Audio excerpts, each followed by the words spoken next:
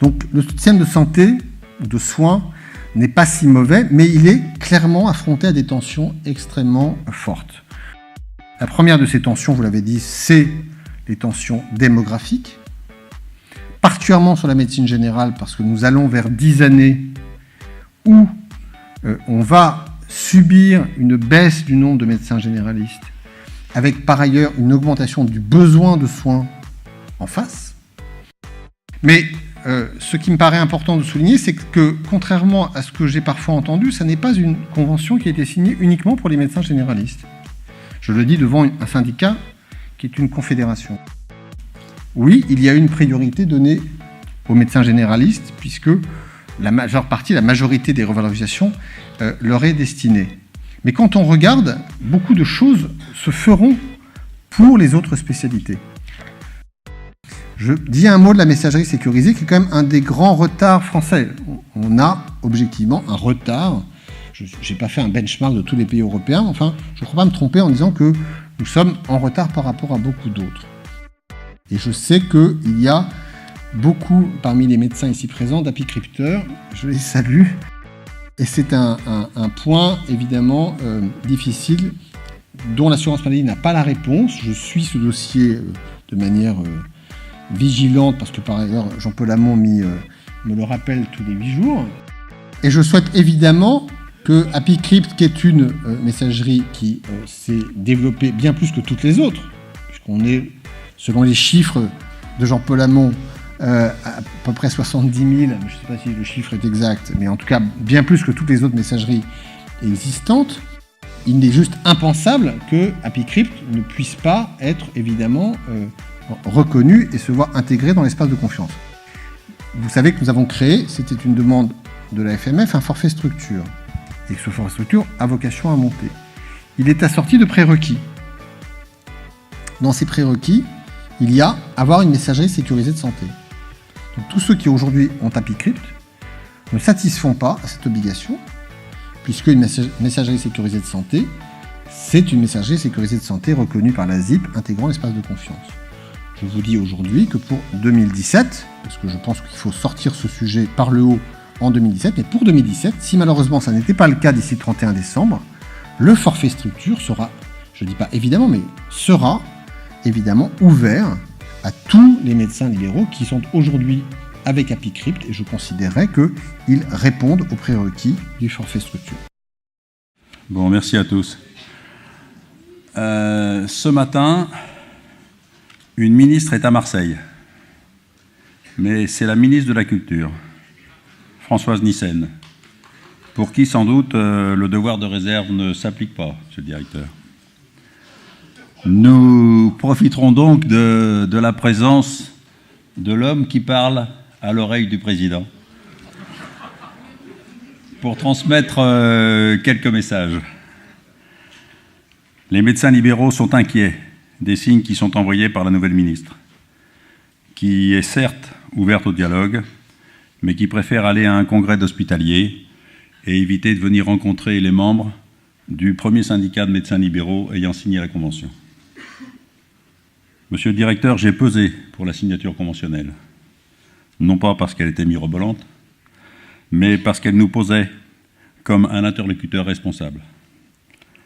La volée d'injures auxquelles la FMF a eu droit depuis méritait, je pense, une visite ministérielle, qui nous est certes promise pour le prochain congrès. Les médecins libéraux sont inquiets car dans l'organigramme du ministère, celui qui est désigné comme étant responsable des médecins libéraux est officiellement responsable des crises sanitaires. Certes, l'état de la démographie libérale est une crise sanitaire en soi, mais la médecine libérale n'est pas une maladie honteuse et on aurait bien aimé que le rôle de Jacques-Olivier Dauberton, ex-président de Réagir, adepte du tiers payant et de la fin du paiement à l'acte, soit clairement défini. J'ai personnellement demandé au ministère, féru de modernité, que l'administration et que l'organisation se mettent au service de l'usage, en accordant enfin le statut d'hébergeur de données de santé à ApiCrypt et à ses 70 000 utilisateurs. J'ai eu l'occasion hier de dire que si la PHP communiquait les 7,5 millions de courriers qu'elle envoie à ses correspondants, elle économiserait 6 600 000 € par an. L'AP-HP a la possibilité de le faire depuis 2007. Ça fait quand même 70 millions d'euros, un peu plus de 2 fois le coût de Sofia. Mi bout à bout, ça ferait des ronds, monsieur le directeur. Il s'agit d'une décision purement politique qui nous consolerait un peu de l'absence ministérielle. Quant à vous, monsieur le directeur, l'article 99 est pour nous la garantie de nous cantonner dans un rôle de potiche. Et nous vous demandons de faire tout pour que cet article soit supprimé et qu'un vrai dialogue soit enfin rétabli. Les médecins qui sont ici ont travaillé pendant 2 jours et vont continuer encore à travailler après votre départ sur les conditions d'exercice de la médecine libérale et de faire en sorte que nous retrouvions non pas la 19e place dans le classement de l'OMS, mais qu'on revienne à la première place du système de santé. Monsieur le directeur, je vous souhaite la bienvenue.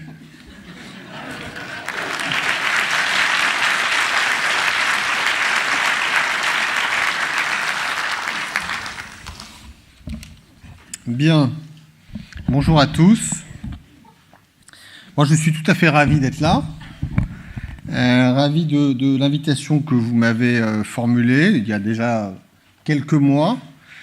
J'ai évidemment pour habitude de me rendre dans les congrès des syndicats, des professions de santé avec lesquels j'ai une relation de travail dans le cadre de la vie conventionnelle, mais je suis très heureux que ce soit aujourd'hui avec la FMF, parce que c'est finalement, quand j'ai réfléchi depuis 2 ans et demi que je suis en responsabilité à la CNAM, la première fois qu'il m'est donné la possibilité d'avoir un échange dans le cadre d'une de vos réunions. Et celle-ci n'est pas la moindre, puisque c'est votre congrès qui n'a pas lieu tous les ans ou tous les 2 ans, je ne sais. En tout cas, c'est la première fois que je me retrouve parmi vous. Pour autant, depuis 2 ans et demi, j'ai le sentiment d'avoir eu avec la FMF un dialogue ininterrompu. Avant même que les négociations de la Convention commencent, mais depuis lors également, puisque nous avons très rapidement, avec Jean-Paul Hamon et son équipe, pris l'habitude d'avoir des échanges dont je tiens à souligner de ce qui sont toujours ces échanges toniques, pratiques, parce que ce qui me frappe à la FMF, c'est que vous avez le souhait de rechercher et de pousser des solutions pratiques, opérationnelles. C'est toujours intéressant. Ce sont des échanges souvent portés par une grande ambition, mais aussi avec de vraies convictions. Et moi, je vous le dis, ça a été et ça restera pour moi un élément important dans l'exercice de ma responsabilité.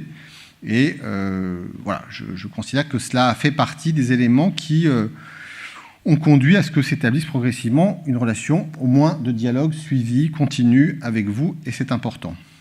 Je sais aussi, vous l'avez rappelé, que vous avez été signataire de la Convention. Il ne m'a pas échappé que cette décision n'a pas été simple, qu'elle a donné lieu en votre sein à des débats difficiles, et y compris à un vote serré. Voilà. À la fin des fins, vous avez pris cette responsabilité que de signer la Convention. Vous l'avez indiqué, Jean-Paul Hamon, parce que vous souhaitiez pouvoir prendre toute votre place dans la construction à venir sur la base de cette Convention. Je me permets tout de même d'ajouter que cette Convention avait aussi un contenu, j'y reviendrai. Elle se traduit par un investissement de l'assurance maladie dans les rémunérations des médecins libéraux en France de 1,3 milliard sur finalement étaler une période assez resserrée, puisque c'est fondamentalement 2017-2018, ce qui est un effort, je le souligne, dont je ne crois pas qu'il ait eu de précédent quand on se remémore ce qu'a été ou ce qu'ont été les épisodes précédents de la vie conventionnelle. Aujourd'hui, je viens devant vous, évidemment, pour faire un point, puisque cette convention a bientôt 1 an. Il s'est passé des choses depuis. Et je viens, évidemment, pour évoquer la suite, parce qu'il ne m'a pas échappé que vous aviez des idées, des ambitions pour les années à venir. Je voudrais donc d'abord commencer par rapidement faire un point sur où nous en sommes un an après, puisque ça n'est pas tout à fait un an date à date, mais nous avons signé cette convention fin août et nous approchons de l'été. D'abord, vous me direz, c'est bien normal, les étapes de mise en œuvre de cette convention se déroulent et sont évidemment respectées. Le passage à 25 € pour le tarif de la consultation de base des généralistes est intervenu au 1er mai, ainsi que des revalorisations intéressant les pédiatres. Il y aura évidemment d'autres étapes. Le 15 juin sur la revalorisation du cas pour les chirurgiens et les gynéco-obstétriciens, et au 1er juillet, début des premières revalorisations concernant les spécialistes ou les autres spécialités. Je me permets d'insister sur le fait que j'ai conscience de ce qu'il y a dans cette construction conventionnelle, cet ensemble de revalorisation, des éléments qui ne sont pas concentrés sur un tarif revalorisé à une date. Il y a beaucoup de choses qui sont impactées par les mesures conventionnelles qu'on a prises et avec un étalement dans le temps, parce qu'il a bien fallu étaler les choses dans le temps. De sorte que ça n'est pas toujours hyper lisible au stade où nous en sommes et pour les médecins que vous représentez. Mais ce qui me paraît important de souligner, c'est que, contrairement à ce que j'ai parfois entendu, ça n'est pas une convention qui a été signée uniquement pour les médecins généralistes. Je le dis devant un syndicat qui est une confédération. Oui, il y a une priorité donnée aux médecins généralistes, puisque la majeure partie, la majorité des revalorisations leur est destinée. Mais quand on regarde, beaucoup de choses se feront pour les autres spécialités.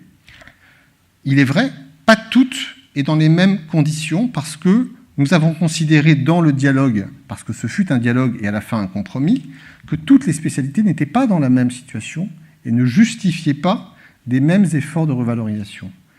Mais quand on regarde les choses et qu'on additionne bout à bout tout ce qui va intervenir et que vous ne voyez pas encore, puisque cela va s'échelonner, on voit que le montant des revalorisations d'honoraires qui sera atteint au terme des mesures représentera pour beaucoup de spécialités des évolutions d'honoraires pas très éloignées de celles des généralistes. Pour les généralistes, on va être, selon nos calculs, autour d'une augmentation de 16 000 € par an. Pour beaucoup de spécialités, on n'en sera pas loin, entre 10 000 et 15 000 € par an. Je pense notamment évidemment aux pédiatres, mais aussi aux endocrinologues, aux neurologues, aux MEP, aux dermatos qui seront un petit peu en dessous à 9 400 €.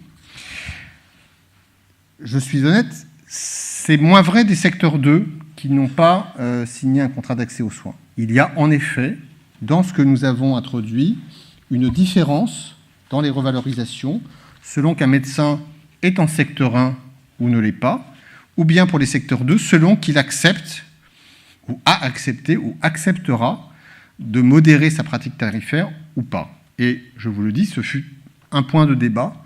Moi, je trouve normal de distinguer les éléments de revalorisation selon qu'il y a ou pas la volonté de préserver une totale liberté tarifaire ou bien, au contraire, de pouvoir s'inscrire dans ce type de modération tarifaire. À la fin de la convention, de la négociation, je me souviens d'un échange qu'on a eu avec les syndicats en disant « bon, 1,3 milliard, c'est beaucoup, parce que ça m'a été dit quand même. Est-ce que vous aurez la capacité de le financer ?» Et on m'a même demandé « qu'est-ce qui se passe si le comité d'alerte, tout d'un coup, considère que ça ne passe pas ? Est-ce qu'il n'y a pas un risque que ces revalorisations soient reprises, annulées, suspendues ?»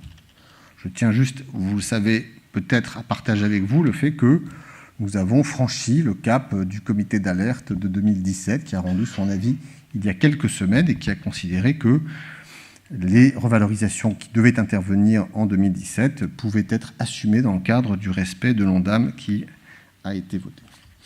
Il y a également dans cette consultation, et je vais aller assez vite, des éléments que je trouve, moi, novateurs et qui ont été le fruit de nos travaux. Je pense à des consultations complexes. Je sais que les consultations complexes paraissent parfois très complexes, mais ça a été aussi le souhait que nous avons partagé de ce que tout ne se résume pas à des tarifs de base et qu'on puisse considérer que certaines consultations sont plus lourdes que d'autres et donc justifient une valorisation supplémentaire. Nous avons pour la première fois également introduit, ce sera effectif au 1er janvier 2018, une valorisation du soin non programmé, avec cette notion de 48 heures. C'est la première fois que ce type d'élément intervient dans le champ conventionnel. Et puis, vous avez beaucoup plaidé pour qu'apparaisse un forfait structure. Nous n'avions pas forcément beaucoup de moyens à la fin de la négociation pour pouvoir l'armer financièrement, mais nous l'avons isolé et nous avons programmé une montée en puissance de ce forfait structure qui doit intervenir sur 2 ans et qui, comme vous le savez, suppose, même si ce n'est pas une condition sine qua non, que l'UNOCAM, c'est-à-dire les complémentaires, abonde de 150 millions supplémentaires le dispositif. Et je vous dis aujourd'hui que si l'UNOCAM n'a pas souhaité signer la convention en septembre dernier au motif qu'elle voulait avoir de la visibilité sur la manière, d'un point de vue un peu technique, dont cette contribution interviendrait, nous sommes en train d'y travailler avec eux. Je crois que nous sommes en train d'y arriver et que j'ai bon espoir que l'UNOCAM signe dans les prochains mois la convention médicale. Je ne vous livre pas un scoop, je vous livre juste ce que je vois et ce que je crois être souhaitable et, à mon sens, probable. Alors, depuis que nous avons signé, des choses sont intervenues en complément. Quelque part, des engagements que nous avions pris ont été tenus. Nous avons complété la convention par des avenants qui sont intervenus depuis. Il y a eu un avenant sur la ROSP du médecin traitant de l'enfant. Il y a eu surtout un avenant sur l'avantage maternité, qui a donné lieu à un beau débat sur secteur 1, secteur 2, et sur lequel nous avons, je crois, trouvé une solution équilibrée qui a permis de ne pas exclure purement et simplement les médecins de secteur 2 du bénéfice de cet avantage maternité. Et je crois que cet avantage maternité était attendu depuis longtemps. Et puis nous avons, troisième élément, essayé d'avancer dans le déploiement des solutions de télémédecine. Pas autant que je l'aurais souhaité, puisque nous n'avons pas pu nous entendre sur un avenant, s'agissant de 2 actes de téléexpertise, mais nous avons créé un acte de téléconsultation intéressant les médecins généralistes concernant des résidents en EHPAD pour des consultations d'urgence non vitale. Et puis, s'agissant des actes techniques, nous avions dit que nous avions fait le constat pendant la négociation que cette CCAM, qui existe depuis maintenant plus de 10 ans et qui n'avait pas bougé, qui n'arrivait pas à tout simplement donner lieu à un travail, comme on dit, de maintenance, je ne sais pas si le terme est très heureux, mais c'est le terme que nous avons retenu. Nous avons fait, entre guillemets, le pari, le choix collectif de se dire il faut faire que la CCM puisse s'actualiser, évoluer, parce qu'une CCM qui ne bouge pas est une CCM qui, à un moment donné, ne reflète plus, au-delà du coût de la pratique, ne serait-ce que la valeur et la difficulté et la complexité des actes qui sont hiérarchisés dans le cadre de la CCM. Et donc, nous avons mis en place un groupe de travail qui travaille et qui doit permettre de se construire une méthode pour pouvoir repartir de l'avant et, quelque part, sauver un peu cette CCM qui, aujourd'hui, se déconnecte de plus en plus de la réalité des choses. Alors, une fois que je vous ai rappelé ce qui me semble être des acquis, je sais aussi qu'il y a eu dans nos débats, il y a encore dans nos débats, des points sur lesquels cette convention n'a pas répondu à vos attentes, ou des points sur lesquels nous avons eu à partager des points de désaccord. Et moi, je trouve toujours bien d'en parler, parce que comme ce sont des sujets qui reviendront, autant avoir ensemble un échange et vous dire pourquoi, pour ma part, je tiens les positions que je tiens. Le principal sujet sur lequel nous avons eu un désaccord de la première à la dernière minute, y compris jusqu'à vraiment la dernière minute, c'est la liberté tarifaire. Puisqu'il y a eu le souhait de la part de la FMF de pouvoir introduire pour tous les médecins, y compris de secteur 1, la possibilité de pouvoir avoir un espace de liberté tarifaire. Un espace de liberté tarifaire. Oui, d'accord, enfin un espace. Donc, très bien. Si vous formulez-le comme vous voulez, c'est bien ce que je dis, un espace de liberté tarifaire. Moi, j'assume, et je souhaite vous dire pourquoi, hein, je veux dire, même si je pense que vous connaissez les raisons qui ont été celles que j'ai portées, mais encore une fois, je pense que c'est bien qu'on puisse aborder, y compris ces sujets-là, pourquoi je n'ai pas donné suite à cette demande qui était, encore une fois, portée de manière forte par vous.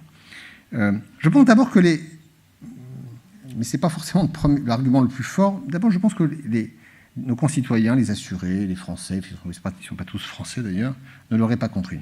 Voilà. Mais plus encore, moi je suis frappé de voir à quel point, chaque fois que l'assurance maladie, pour une profession donnée, accepte que cette profession applique des tarifs libres, cela entraîne mécaniquement et systématiquement la même conséquence, qui est que l'assurance maladie cesse de revaloriser les tarifs opposables.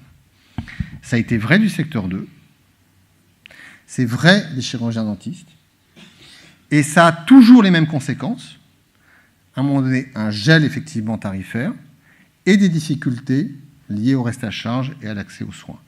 Et donc, au moment où dans cette convention, je l'ai dit, nous avons fait le choix de réinvestir fortement 1,3 milliard dans les tarifs de la médecine libérale, il me semblait que c'était clairement le moins bon des moments, ça n'était pas le meilleur moment, ou plutôt l'inverse, pour assortir cet effort d'une évolution vers une liberté tarifaire qui aurait eu mécaniquement les effets que j'indique et qui me semble être du coup de nature à fragiliser le système de santé et d'accès aux soins.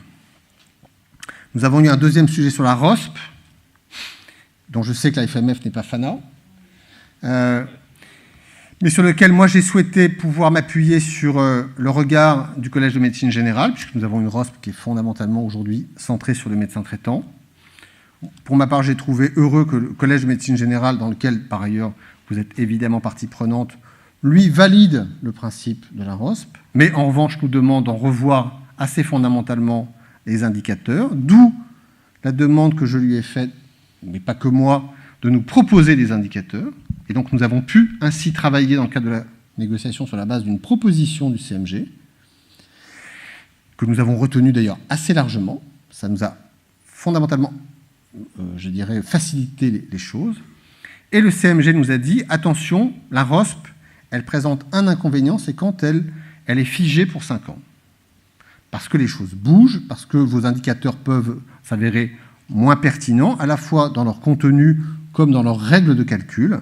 Il faut pouvoir plus rapidement et facilement modifier la ROSP, et donc nous avons obtenu par la loi la possibilité qu'on puisse modifier les indicateurs de la ROSP, non pas par des avenants conventionnels, qui sont toujours des choses lourdes, compliquées, piégeuses, mais par une décision de la Commission paritaire nationale, évidemment à la majorité qualifiée, pour sécuriser le fait que les deux sections, professionnelles et sociales, sont évidemment dans le consensus et l'accord sur des évolutions à apporter. Je voudrais dire un mot maintenant sur, au-delà de la Convention, sur les relations conventionnelles au sens large et les relations quotidiennes au-delà des questions de tarifs ou de rémunération que Assurance Maladie et médecins entretiennent. Moi, vous le savez, je pense maintenant, je souhaite que nous allions vers des relations plus, je dirais, apaisées, équilibrées, fondées sur le dialogue. Et je ne vous cache pas que j'ai pris mes fonctions en novembre 2014, dans un moment qui s'est avéré particulièrement tendu et difficile, puisque c'était, vous vous en souvenez, le moment presque paroxysmique du débat sur la loi santé.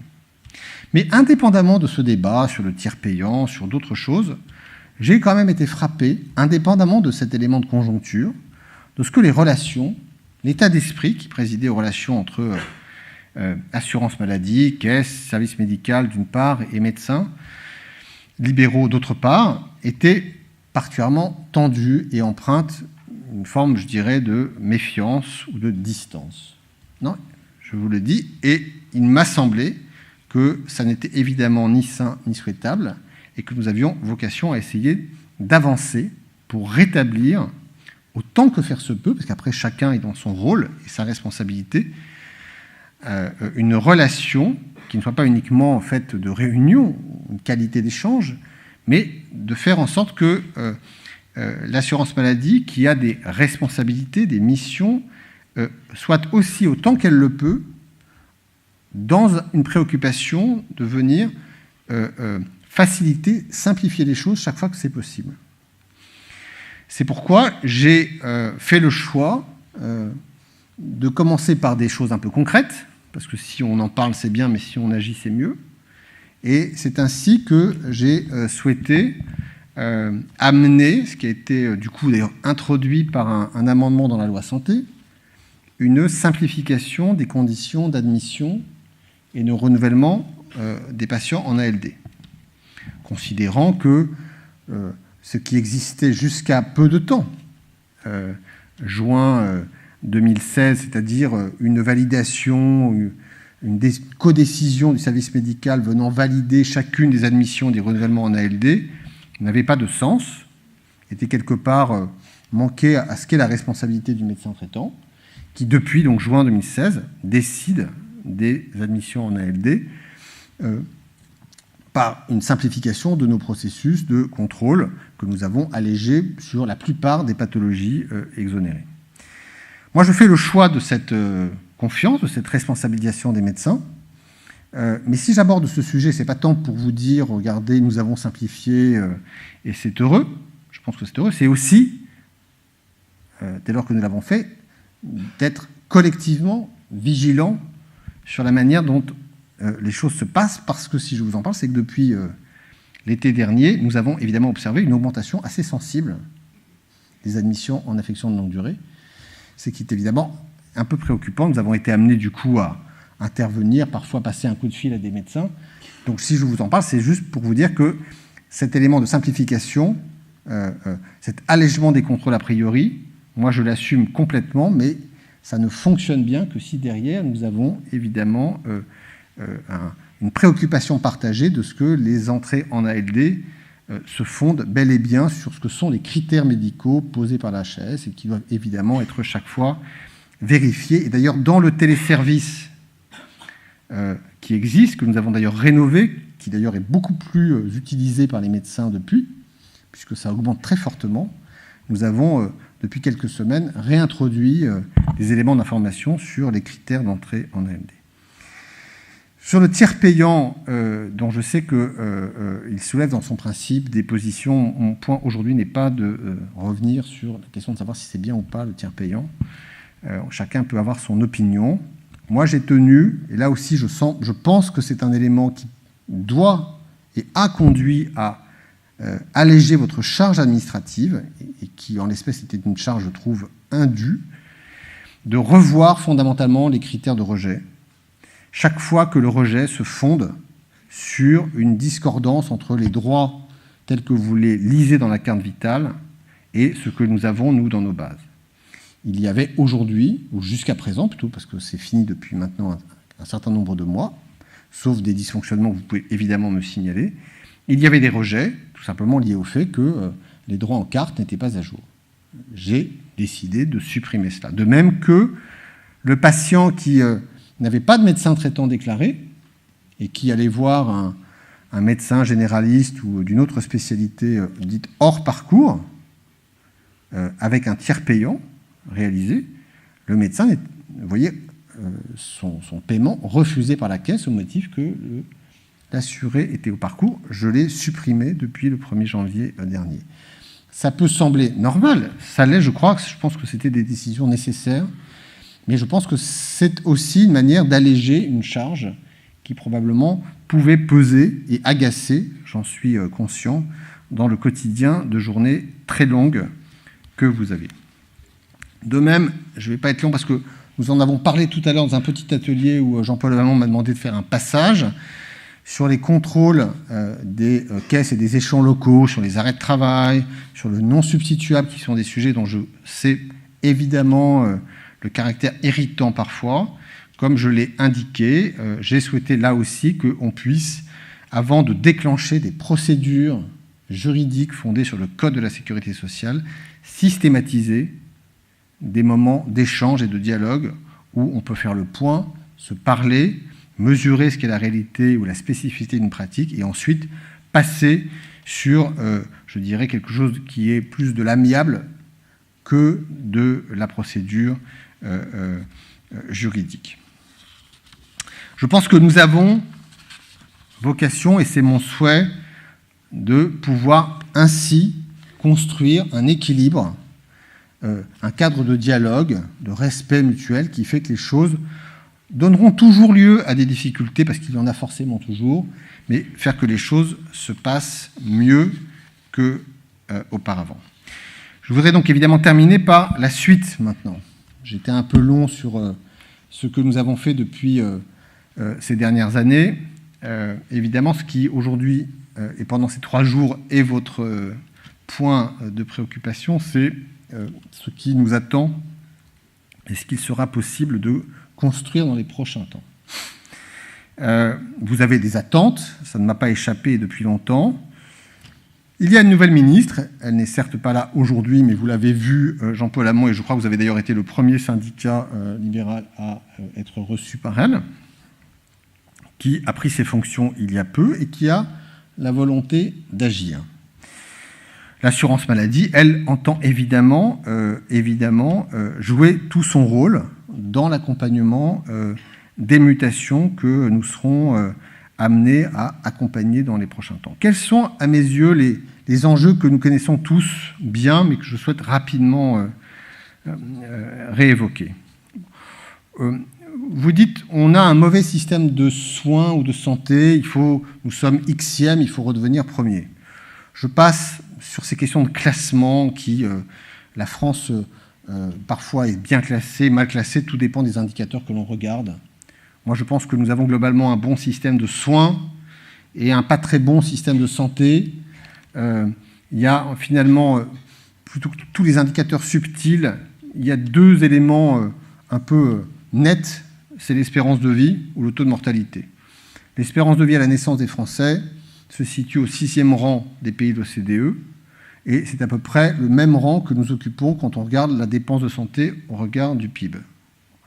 Mais quand on regarde un peu plus près, l'espérance de vie des Françaises et des Français qui ont atteint l'âge de 65 ans, et là on voit comment on est pris en charge et soigné par rapport à des phénomènes de vieillissement et de développement des pathologies chroniques. Là, pardon, mais la France n'est pas à 16e, 17e, elle est au 2e rang, aussi bien pour les hommes que pour les femmes, de tous les pays du monde. Ce que personne ne dit et peu de gens savent. En revanche, là où nous sommes très mauvais, c'est que nous avons une mortalité, entre guillemets, prématurée, évitable, liée à des facteurs de risque que l'on connaît et qui, pour le coup, souvent, nous coûtent cher, et quelque part, c'est mérité, sur notamment la prévalence du tabac, de l'alcool ou d'autres risques. Donc, le système de santé, de soins, n'est pas si mauvais, mais il est clairement affronté à des tensions extrêmement fortes.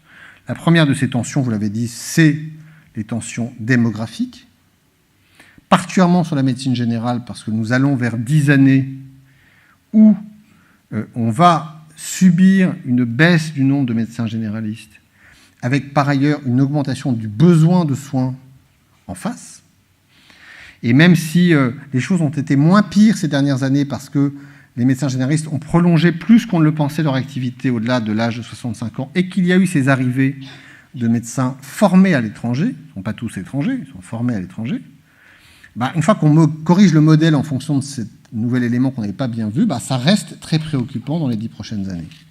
Et puis, on n'aura pas ce même phénomène pour les spécialistes ou les autres spécialistes, mais on voit bien que les spécialistes se concentrent de plus en plus dans des zones, je dirais, métropolitaines, à proximité, notamment des établissements de santé. La deuxième tension qu'on va avoir, c'est sur les conditions d'exercice. Elle est déjà là, avec des journées longues, avec une forme de course au volume qui peut être épuisante, quand par ailleurs, l'isolement ou la structuration de l'activité fait qu'on n'a pas les moyens de s'appuyer sur des ressources administratives qui déchargent les professionnels de santé de ce qui peut être précisément très chronophage. Et puis nous avons aussi une troisième tension sur l'organisation du système de santé, nous sommes objectivement encore très cloisonnés. Et ça n'est pas vrai que du cloisonnement entre la ville et l'hôpital. C'est aussi vrai du cloisonnement au sein des acteurs de la ville, et de réussir à davantage créer des structures de coordination, de favoriser des outils, on y reviendra, de partage de l'information, de transmission de l'information, on parlera d'AppyCrypt, est évidemment un élément clé pour que cette notion de virage ambulatoire, dont chacun s'accorde à dire qu'il doit être favorisé pour permettre plus de prise en charge au domicile, notamment de patients un peu âgés, un peu lourds, un peu complexes, mais qu'on peut quand même prendre en charge au domicile plutôt qu'en établissement, parce que c'est mieux pour eux, c'est moins cher pour la collectivité, mais ça nécessite de pouvoir organiser une prise en charge médicale un peu plurielle, avec même parfois des dimensions sociales, qu'on ne peut pas évacuer ou mettre à l'écart, parce que sinon ça ne marche pas. Tout ceci nécessite de la structuration et de la coordination. Or, aujourd'hui, objectivement, nous en sommes encore loin. Et puis, il y a enfin une troisième tension qui est financière, parce que je pense que la notion d'un système de soins qui fonctionne à déficit a été longtemps la réalité de notre pays, mais aujourd'hui, chacun voit que la tolérance au déficit est derrière nous, et qu'on souhaite, et on a raison de dire que nous avons vocation, génération par génération, à équilibrer nos recettes et nos dépenses. Notre point d'équilibre pour assurer l'équilibre de la branche maladie et de maintenir un assez haut niveau de prise en charge, à peu près à 80%, il est entre 2 et 3%. Je ne vais pas commencer à dire si c'est 2, quelque chose.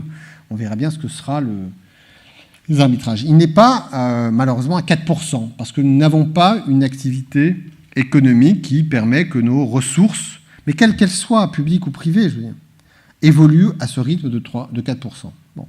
Or, la dépense de santé, naturellement, tendanciellement, elle augmente plutôt de 4. Là, on peut, en réalité, ne la financer qu'à hauteur d'un peu plus de 2. Vous me direz, si elle augmente de 4%, eh ben, c'est qu'il faut qu'elle augmente de 4%, donc ce n'est pas normal de ne pas être capable de suivre à cette hauteur-là. Je nuance. Je pense que dans ce tendanciel, il y a des facteurs objectifs de vieillissement, d'augmentation des pathologies chroniques, ça existe. Il y a aussi des innovations thérapeutiques qui forcément coûtent, parfois même un peu plus cher que cela ne devrait. Mais il y a aussi de la mauvaise organisation, il y a aussi des sujets de non-pertinence, et il faut être aussi lucide et savoir se le dire entre nous. Et donc ça nécessite de pouvoir être plus efficace ensemble pour y répondre. De sorte que quand on se dit c'est quoi les réponses, qu'est-ce qu'on doit essayer de favoriser ensemble dans les prochains temps, pour répondre à cet ensemble d'enjeux. Je ne vais pas être trop long, mais on voit bien que, et là je reviens à vous, je ne sais pas si le sujet c'est augmenter les revenus, je suis un peu provocateur, mais c'est en revanche vous donner davantage les moyens pour libérer de la ressource médicale, du temps médical, et développer une plus grande capacité des professionnels de santé en ville, mais aussi en lien avec les établissements, de pouvoir mieux prendre en charge, mieux s'organiser, mieux se structurer, mieux se coordonner autour de ces prises en charge, autour duquel se joue le virage ambulatoire, c'est-à-dire ces patients complexes que l'on veut pouvoir maintenir et bien prendre en charge chez eux. Donc, pour les temps à venir, comme nous avons déjà eu l'occasion de, je l'ai dit pendant les négociations, on aurait des milliards et des milliards, on pourrait se dire c'est formidable, on peut tout faire. Ça n'est pas le cas, même s'il y a eu un effort important. Pour les prochains temps, car la question, forcément, j'y reviendrai, se reposera, il faudra à nouveau assumer des priorités. C'est-à-dire, qu'est-ce qui est décisif? C'est quoi le levier essentiel pour essayer de répondre à ces attentes?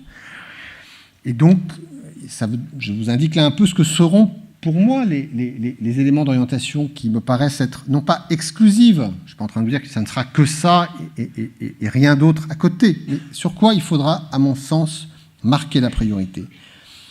C'est quand même sur l'exercice regroupé. Moi, je vous le dis, je pense que, sans tomber dans le modèle unique, la modélisation de ce que ça doit forcément être une structure comme ci, comme ça, on voit bien qu'à un moment donné, l'exercice regroupé, si possible pluriprofessionnel, permet quand même d'investir davantage dans de la ressource administrative, dans de l'équipement technique. Peut être aussi la plateforme permettant de développer de la télémédecine, j'y reviendrai, et répondre à toute une série d'enjeux que j'ai rappelés. Il va falloir en effet aussi investir, au-delà des structures d'exercice, sur la coordination des acteurs. Ça veut dire là aussi investir dans des moyens humains, de la ressource humaine, de la compétence, qui peuvent être médicales, mais pas que médicales, et des systèmes d'information partagés. Je dis un mot de la messagerie sécurisée, qui est quand même un des grands retards français. On a objectivement un retard. Je n'ai pas fait un benchmark de tous les pays européens, enfin, je ne crois pas me tromper en disant que nous sommes en retard par rapport à beaucoup d'autres. Et je sais qu'il y a beaucoup, parmi les médecins ici présents, d'apicrypteurs, je les salue, et c'est un point, évidemment, difficile, dont l'assurance maladie n'a pas la réponse. Je suis ce dossier de manière vigilante, parce que par ailleurs, Jean-Paul Hamon me le rappelle tous les 8 jours, donc c'est normal. Et je souhaite évidemment que ApiCrypt, qui est une messagerie qui s'est développée bien plus que toutes les autres, puisqu'on est, selon les chiffres de Jean-Paul Hamon, à peu près 70 000, je ne sais pas si le chiffre est exact, mais en tout cas bien plus que toutes les autres messageries existantes, il n'est juste impensable que ApiCrypt ne puisse pas être évidemment reconnu et se voir intégré dans l'espace de confiance. Moi, je ne suis pas en charge de ce sujet. Je ne suis pas l'Agence nationale de sécurité des systèmes d'information. Il y a des travaux qui se poursuivent. J'ai cru comprendre, je pense que Jean-Paul Hamon le sait, que la nouvelle équipe de la ministre est tout à fait attentive à ce sujet et souhaite faire que les choses se passent et avancent selon une méthode au moins claire qui permette qu'on puisse avancer. Moi, je vais apporter une contribution à ce sujet qui est la seule que je puisse apporter. Vous savez que nous avons créé, c'était une demande de la FMF, un forfait structure, et que ce forfait structure a vocation à monter. Il est assorti de prérequis. Dans ces prérequis, il y a avoir une messagerie sécurisée de santé. Donc tous ceux qui aujourd'hui ont ApiCrypt ne satisfont pas à cette obligation, puisque une messagerie sécurisée de santé, c'est une messagerie sécurisée de santé reconnue par la ZIP, intégrant l'espace de confiance. Je vous dis aujourd'hui que pour 2017, parce que je pense qu'il faut sortir ce sujet par le haut en 2017, mais pour 2017, si malheureusement ça n'était pas le cas d'ici le 31 décembre, le forfait structure sera, je ne dis pas évidemment, mais sera évidemment ouvert à tous les médecins libéraux qui sont aujourd'hui avec ApiCrypt, et je considérerais qu'ils répondent aux prérequis du forfait structure. Mais ce qui signifie qu'en 2018, évidemment, moi, mon souhait, c'est qu'on puisse avoir une messagerie sécurisée qui intègre évidemment ApiCrypt, parce que pourquoi ? C'est pas tant de se dire c'est super, ils sont dans l'espace de confiance, c'est qu'il faut pouvoir communiquer, pas uniquement entre messageries ApiCrypt, il faut pouvoir communiquer entre professionnels de santé qui ne font pas tous le choix d'ApiCrypt. Personne ici, je pense, ne considère qu'il faut qu'il y ait une messagerie unique pour tous les professionnels et les établissements en France. La télémédecine, j'en dis un mot. Je pense que nous sommes là aussi en retard, ce qui d'ailleurs traduit le fait que parfois les démarches qui cherchent à engager des expérimentations par des dispositions législatives suivies de décrets, d'arrêtés, qui fait que les choses démarrent au bout de 3 ans, n'ont pas l'efficacité souhaitable. Nous avons essayer d'approcher ce sujet dans la vie conventionnelle, alors même qu'il y a une expérimentation posée par une loi qui remonte à 4 ans et qui commençait à peine, donc on n'a pas pu tellement s'en saisir vraiment. Moi, je souhaite que nous puissions, en 2018, franchir un cap, ce qui supposera que la loi, c'est mon souhait, puisse autoriser l'assurance maladie à ouvrir une négociation conventionnelle permettant de prendre dans le droit commun les téléconsultations et les téléexpertises. Je ne parle pas du télésuivi qui relève d'une problématique un peu différente, mais les téléconsultations et les télésuivis, et les téléexpertises, pardon, je pense que nous devons pouvoir maintenant, ou plutôt demain, les rémunérer dans le cadre des règles de droit commun, parce que c'est ainsi que les professionnels comprendront comment ça marche et s'équiperont et pratiqueront ces actes de télémédecine dont je pense, enfin tout le monde pense, et on a raison, qu'ils seront une des réponses, faute de mieux, à ces questions de tension territoriale et démographique, parce qu'il n'est pas vrai qu'on pourra demain accéder facilement et rapidement partout sur le territoire à des avis de second recours. Il va falloir davantage s'appuyer sur ce type de technologie. Voilà. Je souhaite d'ailleurs que nous puissions, et ça c'est un des débats qu'on aura, je ne veux pas être trop long, au regard de tout ce que j'ai indiqué, qu'on puisse... J'ai été critique sur les expérimentations nationales. Je suis parfois d'ailleurs, non pas critique, mais lucide sur les expérimentations locales, financées sur le FIR des ARS, qui sont souvent des expérimentations très intéressantes, mais dont j'observe que on ne sait pas très bien les saisir, les évaluer, et ensuite en tirer quelque chose qu'on sait étendre à d'autres régions, voire généraliser. De sorte qu'on a un système finalement assez peu agile, assez peu, je dirais, mobile, et avec des rémunérations. Je sais votre attachement à la rémunération à l'acte. Moi, je ne suis pas un théoricien de l'abandon de la rémunération à l'acte. Je pense que, ce faisant, être sur le tout rémunération à l'acte a quelque chose, à mon avis, qui entretient des spirales délétères de course au volume. Je pense que nous avons besoin, autour du virage ambulatoire, de pouvoir investir sur des rémunérations un peu plus subtiles, un peu plus collectives, un peu plus centrées sur le patient, mais il faut pour cela pouvoir expérimenter dans de bonnes conditions. Donc tout ceci nous attend. Je sais qu'il y a par ailleurs, et vous me poserez des questions, des regrets sur, évidemment, ce que nous n'avons pas pu faire dans le cadre de la Convention. Il y a 1000 choses qu'on aurait pu prendre et qu'on n'a pas pu prendre, et tout ceci, évidemment, nous amènera à en reparler. Alors la question, c'est toujours quand est-ce qu'on en reparle, quand est-ce que la prochaine négociation commence. Il y en aura, pas tout de suite, parce que, je ne sais pas si vous y êtes attentif, mais en ce moment, après les médecins, je suis amené à m'occuper de toutes les autres professions de santé. Je pense que c'est important qu'il n'y ait pas que les médecins qui puissent avoir des négociations avec l'assurance maladie.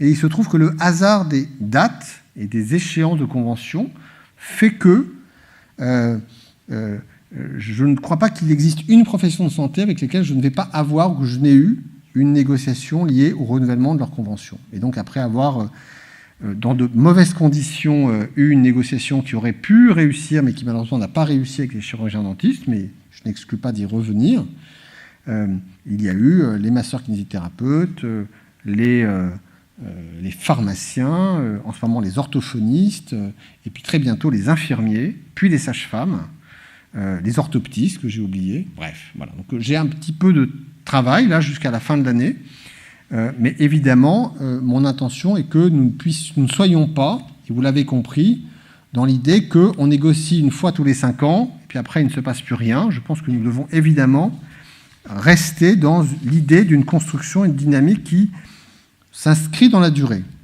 Non pas d'ailleurs sur l'idée qu'il faut qu'on puisse faire signer tel ou tel syndicat qui n'aurait pas signé. Ce n'est pas mon sujet. Non pas pour dire qu'il faut qu'il y ait des revalorisations, parce que s'il n'y a pas de revalorisation chaque année, c'est un problème. Mais parce que, comme je vous l'ai dit, je pense que les enjeux sont là et que le levier conventionnel est certainement, à mes yeux, parmi d'autres, un levier utile sur lequel nous avons vocation à revenir dès lors qu'il y a du sens, il y a des priorités assumées sur ce que nous voulons favoriser au travers de ces négociations. Et dès lors qu'on ne soit pas sous la menace de l'article 99, monsieur le directeur. On vous posera la question après sur l'article 99. Mais vous voyez, l'article 99, c'est un article qui est apparu dans la loi de financement de la sécurité sociale de 2017, faute qu'on ait, c'est comme ça parfois la vie, pu trouver un terrain d'entente, parce que certains ici le savent, ma première préoccupation, et j'y ai passé beaucoup d'heures, a été d'essayer de construire avec la FNMR un protocole d'accord, dans lequel j'étais d'ailleurs prêt aussi à ce qu'il y ait une part de pertinence des actes, et non pas uniquement de baisse tarifaire, pour pouvoir équilibrer les choses. Et malheureusement, nous n'y sommes pas parvenus. D'autres ont décidé du coup d'introduire cet article 99. Moi, je vous le dis, si on arrive à trouver, à refixer un cadre pluriannuel qui permette de travailler sur la radiologie, je considère que la question de l'article 99 pourra tout à fait se reposer. Mais il faut pouvoir s'entendre et poser un cadre pluriannuel. Ma porte, là aussi, est ouverte. Et d'ailleurs, j'ai prévu, dès que j'aurai, je reprendrai ma respiration entre deux négociations, d'appeler le président de la FNMR pour voir si on peut se reparler très vite. Voilà.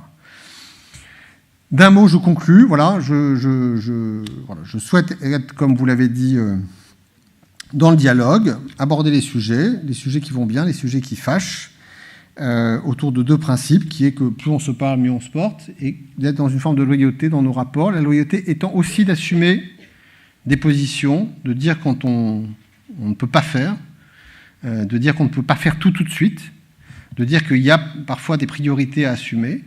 Mais je pense qu'il n'y a que comme cela qu'on peut rétablir la confiance. Ce pays manque singulièrement de confiance. J'ai été, encore une fois, je vous l'ai dit, frappé de ce qu'était le déficit de confiance entre l'assurance maladie et les prestations de santé de longue date. Mais je pense que ça n'est pas vrai que de la santé et de l'assurance maladie. C'est malheureusement un problème national et qui se vérifie dans beaucoup de secteurs de la vie économique, politique et sociale. En tout cas, moi, ma détermination, c'est que nous puissions progresser comme je vous l'ai indiqué. Merci à tous.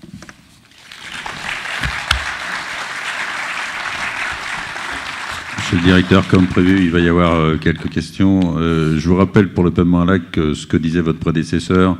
Le faible niveau du paiement à l'acte garantit la productivité. J'espère que vous n'êtes pas... Oui, d'accord, c'est ça. Mais donc je passe la parole à Thierry Bourg, qui est le président de Softap. Le paiement à l'acte est un facteur de productivité. Le tout paiement à l'acte peut être un facteur de concurrence et d'épuisement des acteurs. Je pense qu'il faut qu'on trouve un équilibre. Bien, bonjour Monsieur Revel. Thierry Bourg. Ouais. Je vous remercie de ce que vous avez dit sur la télémédecine et l'organisation, parce que c'est des points essentiels pour le développement de l'ophtalmologie. Vous savez qu'il y a les contrats de coopération pour les soins visuels qui viennent d'être publiés au journal officiel entre les deux tours de la présidentielle. Donc j'espère que les caisses primaires d'assurance maladie pourront les proposer très rapidement. Ouais. Il y a un autre sujet que je voulais aborder, c'est celui des actes dans le cadre du virage ambulatoire, qui sont des actes techniques moyennement lourds, disons, qui nécessitent un environnement sécuritaire, et qui sont actuellement partagés entre la médecine de ville et les établissements de santé. C'est par exemple en ophtalmologie le cas des injections intravitréennes, qui représentent une charge importante, vous savez, pour l'assurance maladie. Ça fait quand même 800 000 actes, qui sont faits en partie en ville, à peu près aux 2 tiers, et puis 1 tiers dans les établissements de santé. Mais il y a une absence d'équité actuellement entre la pratique dans les établissements et puis en ville, puisque lorsque c'est réalisé en établissement de santé, l'établissement de santé peut facturer un SE2, un forfait sécurité de type 2 de 60 €, alors que quand c'est fait dans des salles dédiées en ville, il y a une absence de rémunération de forfait technique, ce qui fait qu'en pratique, ça se fait uniquement en secteur 2 en ville, avec un dépassement d'à peu près en moyenne 40 €, alors que l'établissement de santé, lui, va toucher 60 €. Ce qui fait qu'en pratique, les ophtalmologistes en secteur 1 ne peuvent pas utiliser, ne peuvent pas faire d'injection intravitréenne en ville. Ils sont obligés dans les établissements de santé, et donc ça va contre le virage ambulatoire. Alors, il faut savoir que ce type de forfait existe déjà en dermatologie, puisqu'il y a le FSD, qui permet donc de réaliser l'ablation de petites tumeurs sur le corps humain, mais également pour les paupières. Alors nous, on a par exemple le FSD pour les paupières, mais pas pour le chalazion et pas pour les IVT. On pourrait imaginer un équivalent en médecine de ville, qui serait d'ailleurs déclinable dans d'autres spécialités pour des actes techniques moyennement lourds qu'on pourrait transférer en ville, en sachant d'ailleurs que les IVT ne sont pas rentables actuellement dans les établissements de santé avec le SE2. Je ne sais pas comment vous voulez que je fasse, je réponds au fur et à mesure. C'est comme vous le sentez, monsieur le directeur. Non, mais, parce que là, c'est vraiment une question essentielle, hein, le virage ambulatoire, vision réalité.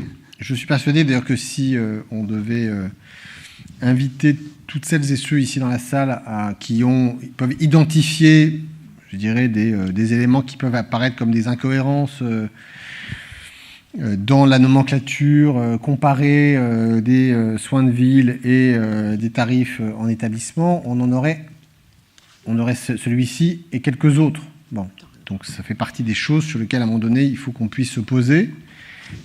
C'est pas forcément des choses qu'on peut facilement, je dirais, corriger au fil de l'eau, parce que tout ça, c'est du conventionnel, hein, quand on modifie un tarif.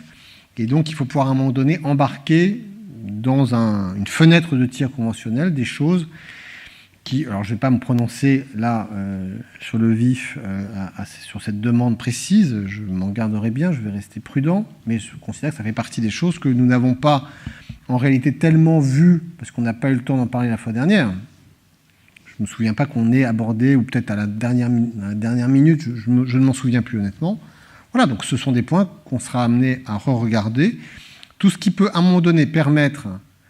mais vous l'avez compris, hein, de pouvoir assurer une prise en charge accessible tarifairement, donc sans dépassement d'honoraires, plutôt en ville qu'à l'hôpital, et avec une économie à la clé, je prendrai. Parce que moi, je ne suis pas uniquement comptable de l'Ondam de ville. Je considère qu'il faut évidemment concilier tous nos objectifs. Donc on en reparlera le moment venu quand on pourra rouvrir ce type de discussion sur ce point comme sur d'autres. Yvan. Monsieur. Bonjour, Monsieur Revel. Yvan Odo, donc je suis médecin généraliste près de Lorient. Je suis à l'origine des projets RAC, donc vous avez sans doute entendu parler par Monsieur Varoud-Vial, puisque j'ai discuté avec lui hier, il m'a dit qu'il vous avait montré le dossier.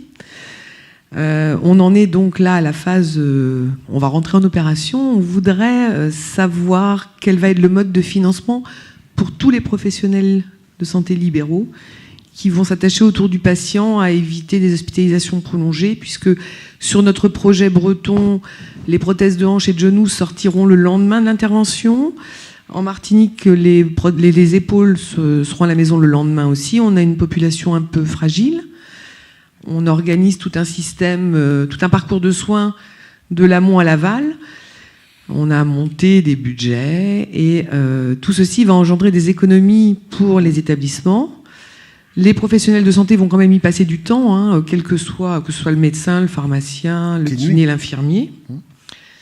Donc notre question est de savoir quid du financement et quid du financement de la coordination, puisque ce projet sera porté par une CPTS qui aura vocation à avoir aussi d'autres projets de santé qui nécessiteront effectivement aussi un coordinateur. Lié à cette question, une petite question dont je n'arrive pas à avoir la réponse, bien que je l'ai posée plusieurs fois. Je voulais savoir le coût du Prado orthopédie.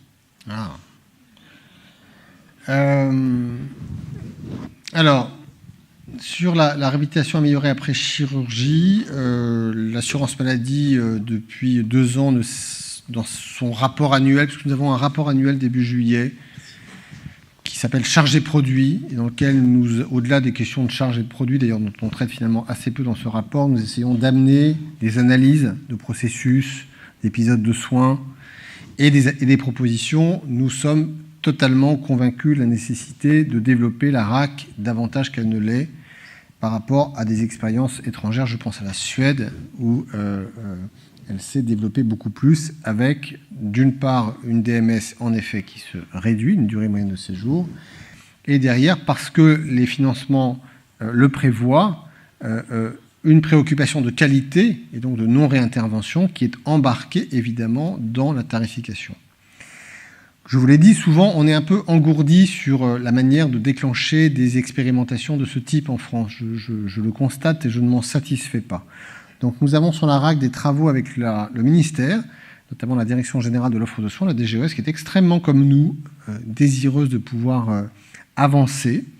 Et donc nous avons la ferme intention que, d'une manière ou d'une autre, on verra la forme juridique des choses, le prochain PLFSS mette en place un dispositif nous permettant de proposer des éléments de tarification ou de rémunération globalisée, selon un modèle qui devra évidemment intégrer la rémunération de l'ensemble des acteurs de la chaîne et la coordination nécessaire.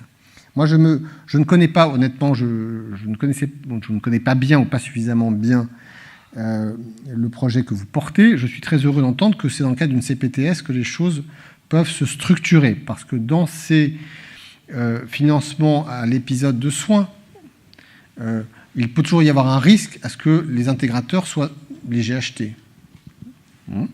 Et donc c'est bien, c'est ce que je vous dis, je pense qu'il y a un enjeu de structuration des acteurs de la ville, parce que si la ville ne se structure pas, d'autres se structurent, et comme il va falloir avancer sur ce type de rémunération qui prennent un peu de MCO et derrière implique des prises en charge, des consultations, des actes en ville, avoir des acteurs qui à un moment donné sont en capacité de porter ce type de de rémunération qui ont ensuite vocation à profiter à plusieurs acteurs est un élément clé pour que les choses se passent de manière équilibrée. Donc nous sommes en train de construire le modèle de financement. Je faisais un point avec les équipes il y a encore quelques semaines de travail entre l'assurance maladie et la DGOS. Et nous avons la ferme intention de ce que nous puissions lancer début 2018 une capacité à accompagner ce type de projet en matière de réhabilitation. C'est là, Monsieur le Directeur, qu'on vous attend sur justement l'aide à l'aide de l'administration dans ces projets et non pas la complexification pour monter ces projets. C'est l'inverse, si vous voulez. C'est là où on pourrait voir la modernité de la nouvelle gouvernance, c'est-à-dire que l'administration se mette au service de l'usage et non pas l'inverse. Parce que quand on voit la difficulté des médecins pour monter des projets, la complexification des projets, c'est justement l'inverse qui devrait se produire. Vous avez quelqu'un qui souhaite monter un projet, on l'aide. On ne lui demande pas de paginer comme on l'a demandé pour tous les projets du fax et compagnie. Donc c'est là où on vous demande de nous aider et où on vous demande de transmettre aux différentes administrations de nous aider là-dessus. Oui, je pense que la vérité est entre les deux. C'est-à-dire qu'à un moment donné, ça ne peut pas être effectivement l'usine à gaz. Et d'ailleurs, il faut quelque part trouver un point d'équilibre entre des démarches descendantes, le cahier des charges. En gros, le cahier des charges national qui dit voilà comment le truc se norme, maintenant qui est prêt à rentrer dans le cahier des charges. Il peut y en avoir, sur la RAC, ce sera le cas. Et d'autre part, un projet qui remonte, qui ne rentre pas dans un cadre, un cahier des charges, mais qui est intéressant. Quelque part, les ARS aujourd'hui sur le FIR sont une réponse. Et heureusement que le FIR et les ARS, de ce point de vue-là, peuvent répondre à ce type de choses. Mais si à la fin des fins, on n'arrive pas à pouvoir évaluer l'intérêt des actions conduites, donc avoir un minimum de formalisation quand même de ce qu'est l'action, de quels effets elle doit atteindre, quels résultats, on sera toujours dans cette situation actuelle où il y a des choses qui existent de ci, de là, personne ne suit, personne ne le sait, et même quand c'est bien, on n'en fait rien. Voilà. Donc il va falloir précisément, dans notre pays, armer un dispositif un peu de pilotage qui, pour le coup, doit être en effet pas trop compliqué et surtout réactif, intégrer tous les acteurs, ministère, assurance maladie, et faire qu'il y ait un guichet un peu simple. Il y a le guichet régional, il doit y avoir un guichet national simple qui peut, à un moment donné, répondre oui, non, et déclencher des éléments de rémunération innovants, parce qu'on va besoin d'expérimenter des modes de rémunération un peu plus subtils que la consulte de base, l'acte de base, la T2A et le séjour. Voilà. Benoît Fégé. Bonjour, monsieur. Prado, non. Alors, oui, écoutez, Prado, je ne sais pas dire quel est le coût spécifique du Prado orthopédie. Prado, le coût de Prado, c'est fondamentalement les salaires des conseillers de l'assurance maladie, les CAM, qui sont les agents, qui sont souvent des agents qui sont non pas à plein temps, mais qui sont à temps partiel sur cette fonction. Alors, je dois vous avouer, mais peut-être que Gérard Bertuccelli, qui est le directeur de la Caisse de Marseille, le sait mieux que moi, ce qui, malheureusement, n'est pas normal, que je ne le sache pas, mais je dirais qu'il y a à peu près, 400, 500 CAM. Ouais.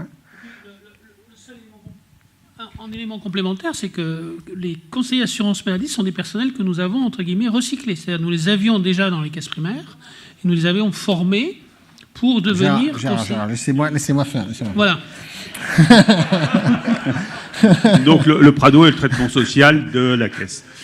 Je termine. Donc on a 400 à 500 CAM sur l'ensemble des Prados. Voilà, vous valorisez ça à peu près à 50 000 €, et vous avez à peu près le coût de Prado. Alors maintenant, parlons de Prado. Parce que vous dites combien ça coûte. Ben voilà, vous dites 500, mettons 25 millions. Bon, très bien. Bon. Vous dites, mais pourquoi mettre 25 millions sur le sujet? Moi, je pense que Prado est une très bonne chose. Je l'assume totalement. Je ne sais pas si... Je souhaite qu'on allège, je dirais, le temps qu'on y passe sur le Prado maternité, qui est très sympathique, mais qui n'a pas beaucoup réduit la durée moyenne de séjour et qui n'a pas une valeur ajoutée considérable. Je vous en donne acte. Mais c'est comme ça qu'on s'est un peu fait la main. Bon.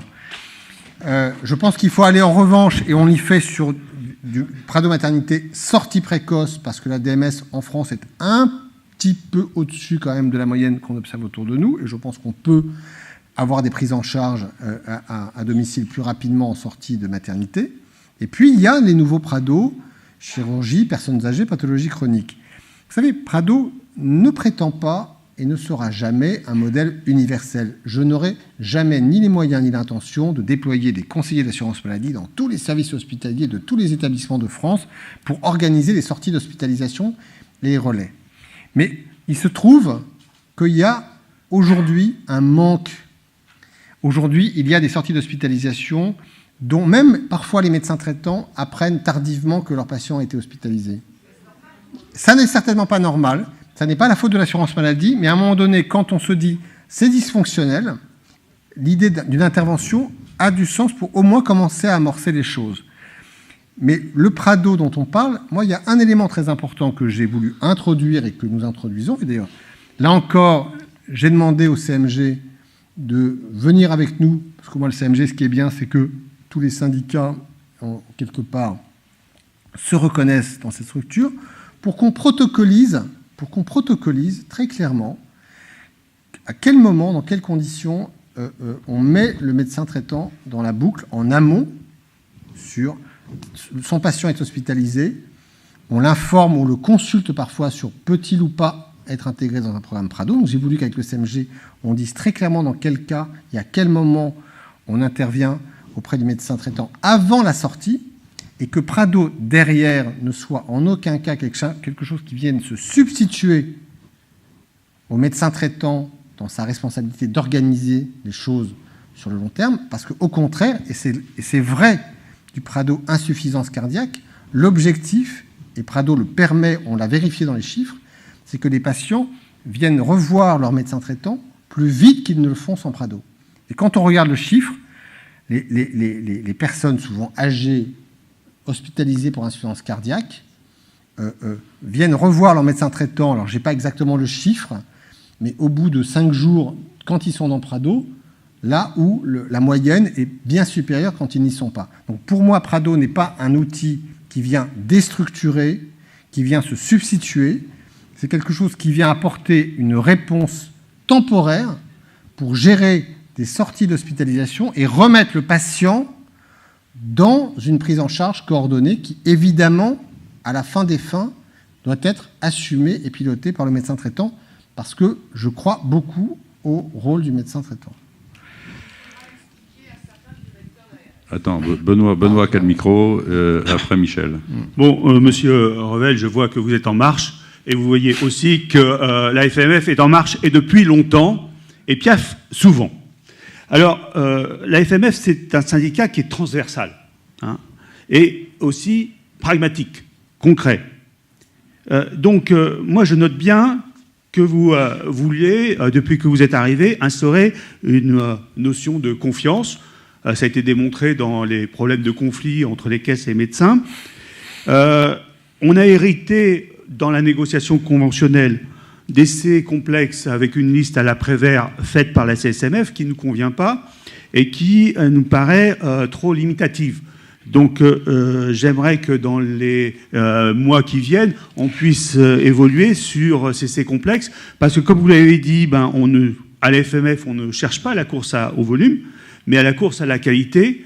Et pour les spécialistes, c'est quand même important de pouvoir faire des consultations complexes, mais aussi pour les médecins généralistes, dans de bonnes conditions, de temps et d'honoraires. Donc il faudra que vous ayez aussi confiance dans le corps médical, qu'il ne fasse pas n'importe quoi, et quand on cote une consultation complexe, c'est parce qu'on y a passé du temps, et pas uniquement pour arranger nos fins de mois. Si on veut arranger les fins de mois, il vaut mieux faire des courses à l'acte, comme c'est fait par nécessité, et on aimerait bien sortir de cette boucle. On parle du virage ambulatoire et bien sûr d'un besoin d'une structuration et de coordination. Mais avant, il y a un temps de concertation qui est important. Alors, moi je suis très pragmatique. En Bretagne, on a monté des groupes qualité. C'était une opération gagnante-gagnante, surtout pour la caisse. Ça a été évalué largement. Les retombées pour les médecins libéraux ne sont pas forcément à la hauteur des économies qui ont été engendrées. Cette expérimentation, elle date depuis presque 20 ans maintenant. Elle est toujours expérimentale, a été étendue à d'autres régions, etc. On n'en sort jamais de l'expérimentation. Et en Bretagne, on est encore plus coincé, puisqu'on ne peut pas développer plus les groupes qualité, puisque les fonds sont figés par l'ARS qui a plus de sous, et qui veut, parce que ça bloque. C'est sur les fonds expérimentaux du FIR, donc on n'en arrive pas à sortir.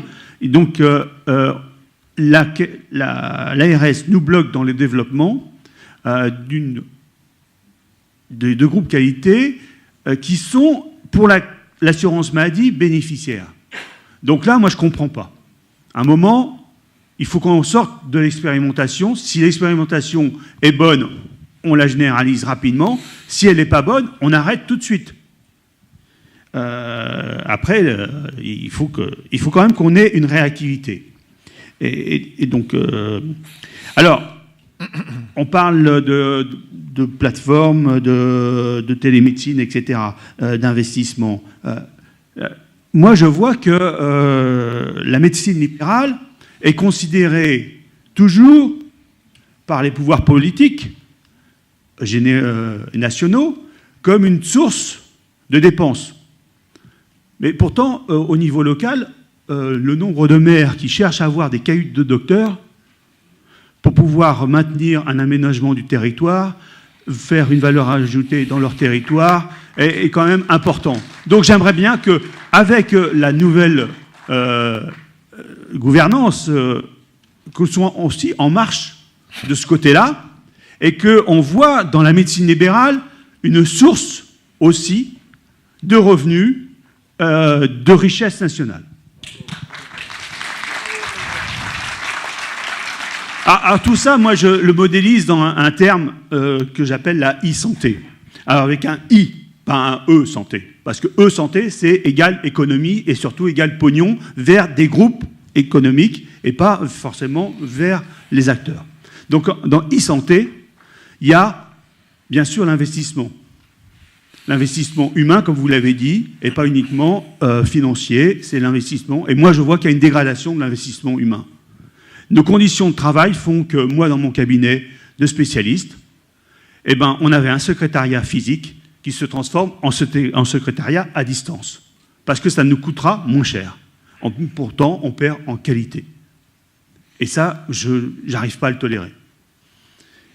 Donc, j'aimerais bien qu'on ait un investissement. Et c'est vrai que si on a poussé sur l'investissement avec le forfait structure, il faut un forfait structure qui soit à la hauteur de nos moyens nécessaires pour travailler dans de bonnes conditions. Vous avez parlé du ROSP. Le ROSP, c'est très bien pour la médecine générale. La FMF est d'accord. Par contre, le ROSP pour les spécialistes, ça ne va pas, parce qu'on a 22 spécialités, il n'y en a que 2 en 7 ans qui ont réussi à avoir un ROSP. On a eu des négociations sur le ROSP endocrino, on n'entend plus parler. Il est prévu qu'il pose une question, Benoît. Oui, donc je ne vais pas m'étaler. Donc, il y a un problème avec... qu'est-ce qu'on veut entendre avec le ROSP pour les spécialistes? Je parle donc investissement, je parle innovation, vous en avez parlé. L'innovation, elle doit être accessible aussi à la médecine libérale, et c'est vrai qu'on a un problème avec la CHAP, avec une rigidité de la CHAP sur les possibilités d'investissement, d'innovation accessibles à la vie. J'espère que vous avez noté toutes les questions, monsieur le directeur, là, parce qu'il y en a un paquet, là. Voilà, c'est pas Benoît, fini. Oui, on parle d'information. Si tu pouvais dans le résumer, I, Benoît, vas-y. Dans le I, il y a aussi il n'y a information. aucune question pour l'instant. Hein? Il n'y a eu aucune question. Ah non, non. Non, il y a un travail collectif à faire. Il y a l'information. L'information, on l'a dit, c'est la messagerie, etc. C'est la coordination. Il y a l'intelligence artificielle qui arrive, qui va arriver par les patients, mais qui va arriver aussi au service des médecins. Hein, le modèle d'intelligence artificielle montre certaines pertinences par rapport au raisonnement médical, et en tout cas, il faudra qu'il soit une aide aux médecins, et ça, il faut quand même qu'on y pense, même si ce n'est pas une question, c'est quand même un travail d'avenir, et ça va au-delà de la téléexpertise, de la téléconsultation, et c'est vrai qu'on souhaite avoir un avenant qui ne soit pas réservé On n'est pas dans la logique d'autres syndicats où on va segmenter et donner des petits sous à telle ou telle autre spécialité et oublier les autres pendant des années. Et non, on n'est pas non plus favorable à qu'on pique les sous d'une spécialité pour essayer d'en donner un petit peu à côté. On est pour qu'il y ait des mesures transversales aussi pour les spécialités et dans un avenant sur la téléexpertise et la téléconsultation, ça soit ouvert à toutes les spécialités et pas cantonné à certaines spécialités parce qu'elles sont plus en avance à ce moment-là. Mais pour moi, il faut que ce soit des textes qui soient ouverts. Donc ce n'est pas des questions, c'est des demandes. Benoît, donne le micro à Michel Colletti, qui est à l'ordre. Voilà. Non, mais attends 2 secondes. Voilà. Merci. Voulez-vous répondre d'abord ou... Alors là, il va falloir repousser. Quand je vous disais que j'ai des éléments de débat au long cours avec. Mais en gros, en vrai sur tous ces sujets. J'espère ne pas vous surprendre. Il y a beaucoup de choses que vous avez dites sur lesquelles je ne suis pas en désaccord. Je ne dirais pas exactement lesquelles, mais il y en a plein sur lesquelles vous avez d'ailleurs redit des choses que j'ai un peu dites moi-même. Donc vous voyez, on est normalement, il y a des zones de convergence. Bon. Après, d'ailleurs, vous avez été applaudi. Bon, vous dites, il ne faut pas que l'assurance maladie cesse de croire que la dépense, que la médecine libérale est une charge, est un coût, alors même que c'est évidemment une ressource et un besoin. Pardon, mais je veux dire, si je le pensais, nous n'aurions pas investi comme on l'a fait dans la convention que vous avez signée.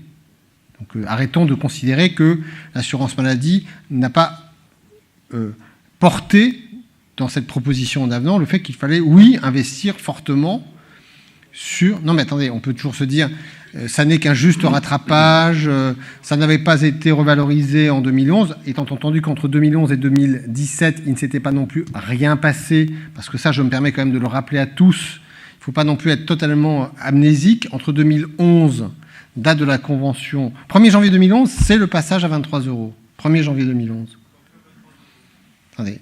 Juillet 2011, c'est une convention qui est signée, que la FMF d'ailleurs a signée quelques mois après, qui amène l'AROSP, qui s'est traduit par 400 millions d'euros investis en supplément sur les médecins généralistes.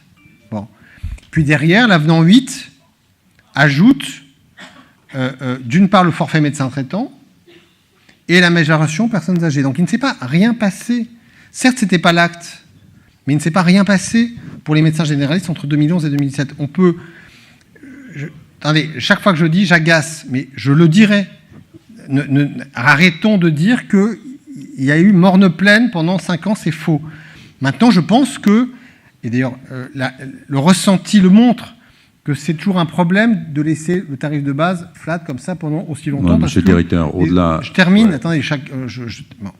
Donc on n'a pas rien fait sur la médecine générale pendant 5 ans et on a assumé une priorité forte, au-delà d'ailleurs du CA25, dans la Convention, parce que dans la Convention, il n'y a pas que le CA25 pour la médecine générale.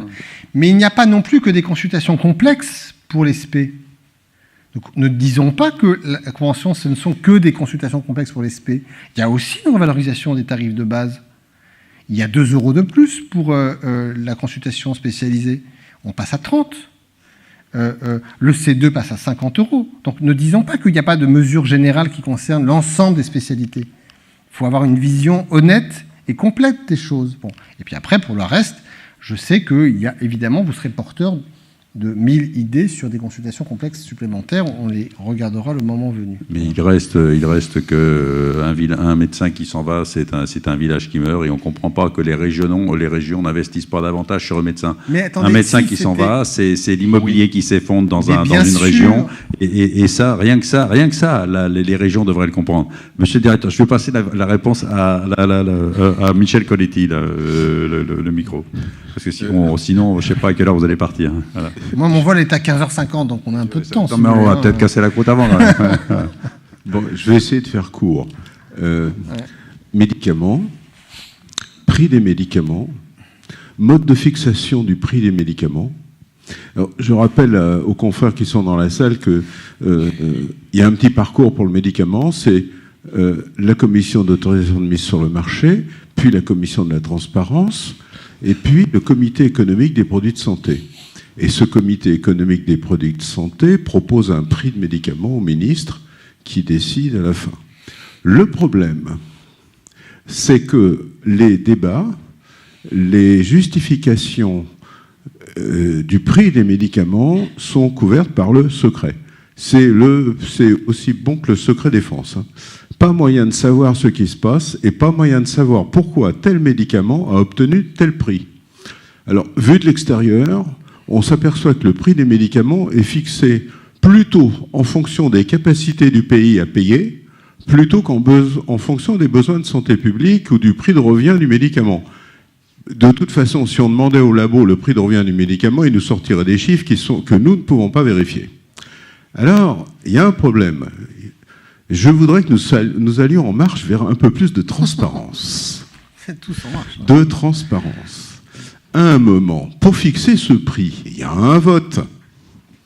Alors, pour ceux qui ne savent pas, dans ce comité économique des produits de santé, il y a les représentants du pouvoir politique, il y a le représentant des complémentaires, évidemment il y a le laboratoire pharmaceutique, et puis dès qu'il est question d'argent, il y a Bercy, bien sûr, mais il y a aussi vos représentants. Bon. Alors, au moment du vote et du prix, après, les représentants sont tenus au secret, mais pas vis-à-vis de vous, pas vis-à-vis de leur hiérarchie. Donc, vous êtes informés de ce qui s'est décidé. Alors, si j'étais à votre place, il y a des moments où je me dirais, bon, allez, ce prix-là, ok, ça va. Pose ta question. Deuxième possibilité, ça, ce prix me paraît un peu élevé. Et troisième possibilité, putain, c'est une couleuvre à avaler, ça m'énerve. Alors, j'ai une proposition à vous faire. Demandez, en murmurant à l'oreille de la ministre, qu'elle prenne une décision, que ce soit un décret, un arrêté, une ordonnance, je m'en fiche, qu'on ait au moins, au moment du vote, la possibilité de savoir si le vote a été fait à l'unanimité, ou s'il y a eu des abstentions, ou s'il y a eu des oppositions. Et comme ça nous aiderait, ce serait un petit pas vers un peu plus de transparence. Et si on s'aperçoit que le nombre d'oppositions correspond au nombre du personnel de l'assurance maladie, ça nous ferait plaisir. Je vous réponds. Michel, passe le micro derrière toi. Voilà. Je pourrais vous parler pendant des heures de ce sujet, parce que c'est évidemment un sujet majeur. L'assurance maladie est membre du CEPS, et donc nous votons tous les jeudis sur un certain nombre de sujets. Et c'est pas qu'on m'en informe, c'est que je valide les positions de vote que mes représentants portent dans les travaux hebdomadaires du CEPS. Bon. Ce sujet de la transparence, vous le posez sur le fait de savoir qui a voté quoi. Je ne sais pas si c'est la clé de l'affaire. La clé de l'affaire en matière de produits de santé, c'est que les prix réels ne sont pas les prix faciaux. Et la négociation se joue autant, voire davantage, notamment sur tout ce qui est produit un peu innovant, c'est-à-dire à partir de ASMR 4 et au-delà, non pas sur les prix publics faciaux que vous connaissez, mais sur des remises qui sont discutées. Ça, c'est du blanchiment. Parfois, ça, c'est du blanchiment de pognon, ça. Pas du tout. Les remises. Assorties souvent de clauses de volume, de sorte que ces remises, rassurez-vous, sont évidemment versées en fin de l'année à la COS, qui donc tout ça est tout à fait...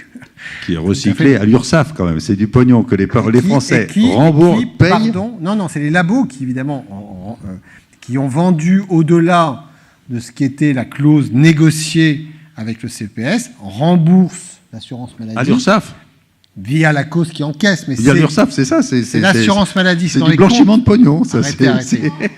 C'est l'assurance maladie qui encaisse et ça s'intègre dans l'ONDAM. C'est-à-dire que ça nous permet aussi, par ces négociations de prix un peu sévères, de pouvoir à un moment donné dire la consommation de soins remboursés en ville a été supérieure aux 2, quelque chose de l'ONDAM, mais on a heureusement obtenu des remises qui ont permis de ramener l'ONDAM dans son objectif. Bon.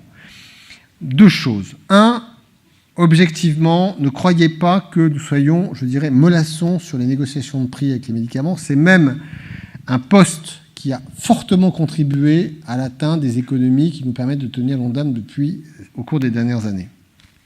Oui, on a un problème sur le fait que nous avons, notamment sur les innovations thérapeutiques, une position que je qualifierais d'asymétrie, où nous avons en face de nous des grands groupes internationaux qui discutent, non pas avec un front commun des États, mais avec des États avec lesquels ils négocient séparément, isolément, et sans partager l'information, évidemment, entre ces États. Les États sont tombés dans cette, entre guillemets, facilité consistant à dire « nous acceptons de ne pas trop vous embêter sur vos prix publics, parce que votre prix public, c'est important pour votre valorisation boursière, c'est important pour ouvrir la négociation avec le pays d'à côté, mais en revanche, nous allons négocier des remises couvertes par le secret des affaires. » Voilà. Et que les pays, clairement, entre pays européens, nous ne nous disons pas ce que sont les remises réelles négociées sur les mêmes produits avec les mêmes labos dans un pas de temps qui est souvent assez proche. C'est un vrai problème. Et nous sommes, je pense, structurellement, évidemment, en moins bonne position pour cela. Voilà. Donc, une fois qu'on l'a dit, c'est parfaitement su, connu, moi je le dis. J'ai essayé, avec un certain nombre de mes homologues de grands pays voisins, de voir comment on pouvait essayer de construire des partenariats pour pouvoir négocier ensemble, non pas sur tout, mais au moins sur quelques molécules, notamment dans le domaine des anticancéreux et des immunothérapies, sans succès à ce stade. Hein, c'est comme ça, j'en prends acte. Mais voilà, le sujet de la transparence, pour vous répondre, monsieur, c'est pas tant les votes. Et rassurez-vous, l'assurance maladie, dans ce collectif où il n'y a pas le labo, il y a la DSS, la DGS, l'assurance maladie et 2 directions de Bercy. Nous sommes toujours le bad cop. Rassurez-vous, toujours. Voilà. Et après, parfois on s'abstient, parfois on vote contre, parfois on vote pour quand on considère que la négociation a été bonne. Vas-y, pose la question. Bonjour Monsieur Revel, Isabelle Reynaud, endocrinologue à Tours. Je représente cette spécialité d'endocrino uniquement clinique et de ce fait extrêmement sous-rémunérée, comme vous le savez, faute de nomenclature des actes cliniques. Dans la dernière convention, il y a eu quelques actes spécifiques qui ont été créés. Ça nous a fait très chaud au cœur, je vais le dire vraiment, parce que notre existence a enfin été reconnue, ce qu'elle n'était pas jusqu'à maintenant. En même temps, c'est tellement modeste en chiffres que nos conditions de travail restent indignes. Vous avez cité des chiffres, je ne sais pas si on va tout à fait jusque-là. 12 700 €, et je viens de regarder. Oui, actuellement, on non, est pas à 35%. Actuellement, une fois qu'on aura fait tout ce qu'on doit faire. Actuellement, nous sommes à 35% de revenus en moins des généralistes, et le différentiel s'accentue encore. Et nous restons la dernière des spécialités. C'est pour ça que je redis le terme indigne, parce que c'est ce que nous vivons au quotidien, vraiment. Une ROSP endocrino est prévue dans la Convention. Lors des 2 dernières réunions de travail auxquelles j'avais participé, ainsi que mes petits camarades, avec vous-même, avec vos services, en février dernier, on a travaillé sur des points pratiques qui semblaient bouclés lors de la dernière réunion de février. Et puis, à notre connaissance, on n'a pas eu de nouvelles, pas d'avancée, pas de décision. Alors, ma question, elle sera double, elle sera précise. La première chose, c'est où en est l'avancement de cette ROSP endocrino qui semble techniquement bouclée.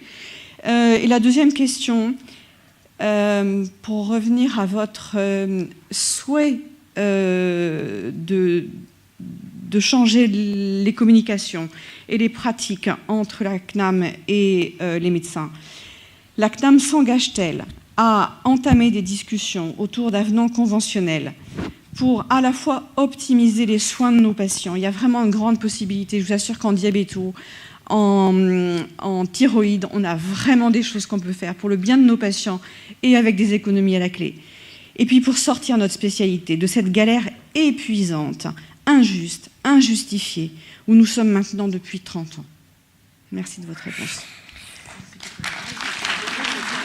Bon, je vais répondre aussi précisément que possible. À la deuxième question, quand est-ce que des négociations de futurs avenants interviendront? Je vous ai répondu tout à l'heure, pardonnez-moi, le moment venu, mais rassurez-vous, pas dans 5 ans, mais ça fait partie des choses que nous devons programmer sur les prochains mois, mais comme je vous l'ai dit, à mon avis, d'ici la fin de l'année, ça va être un peu compliqué parce que On a d'autres professions de santé qui sont en négociation. Donc après, on réévoquera tout ça.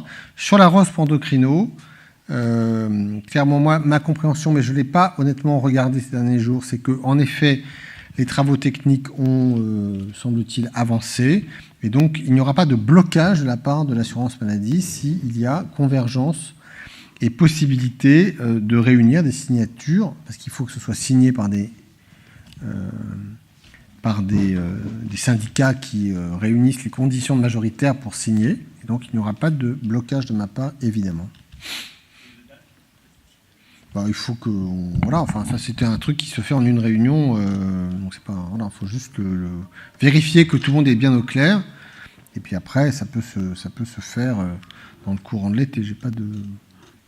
Ah oui. Il nous reste 5 minutes.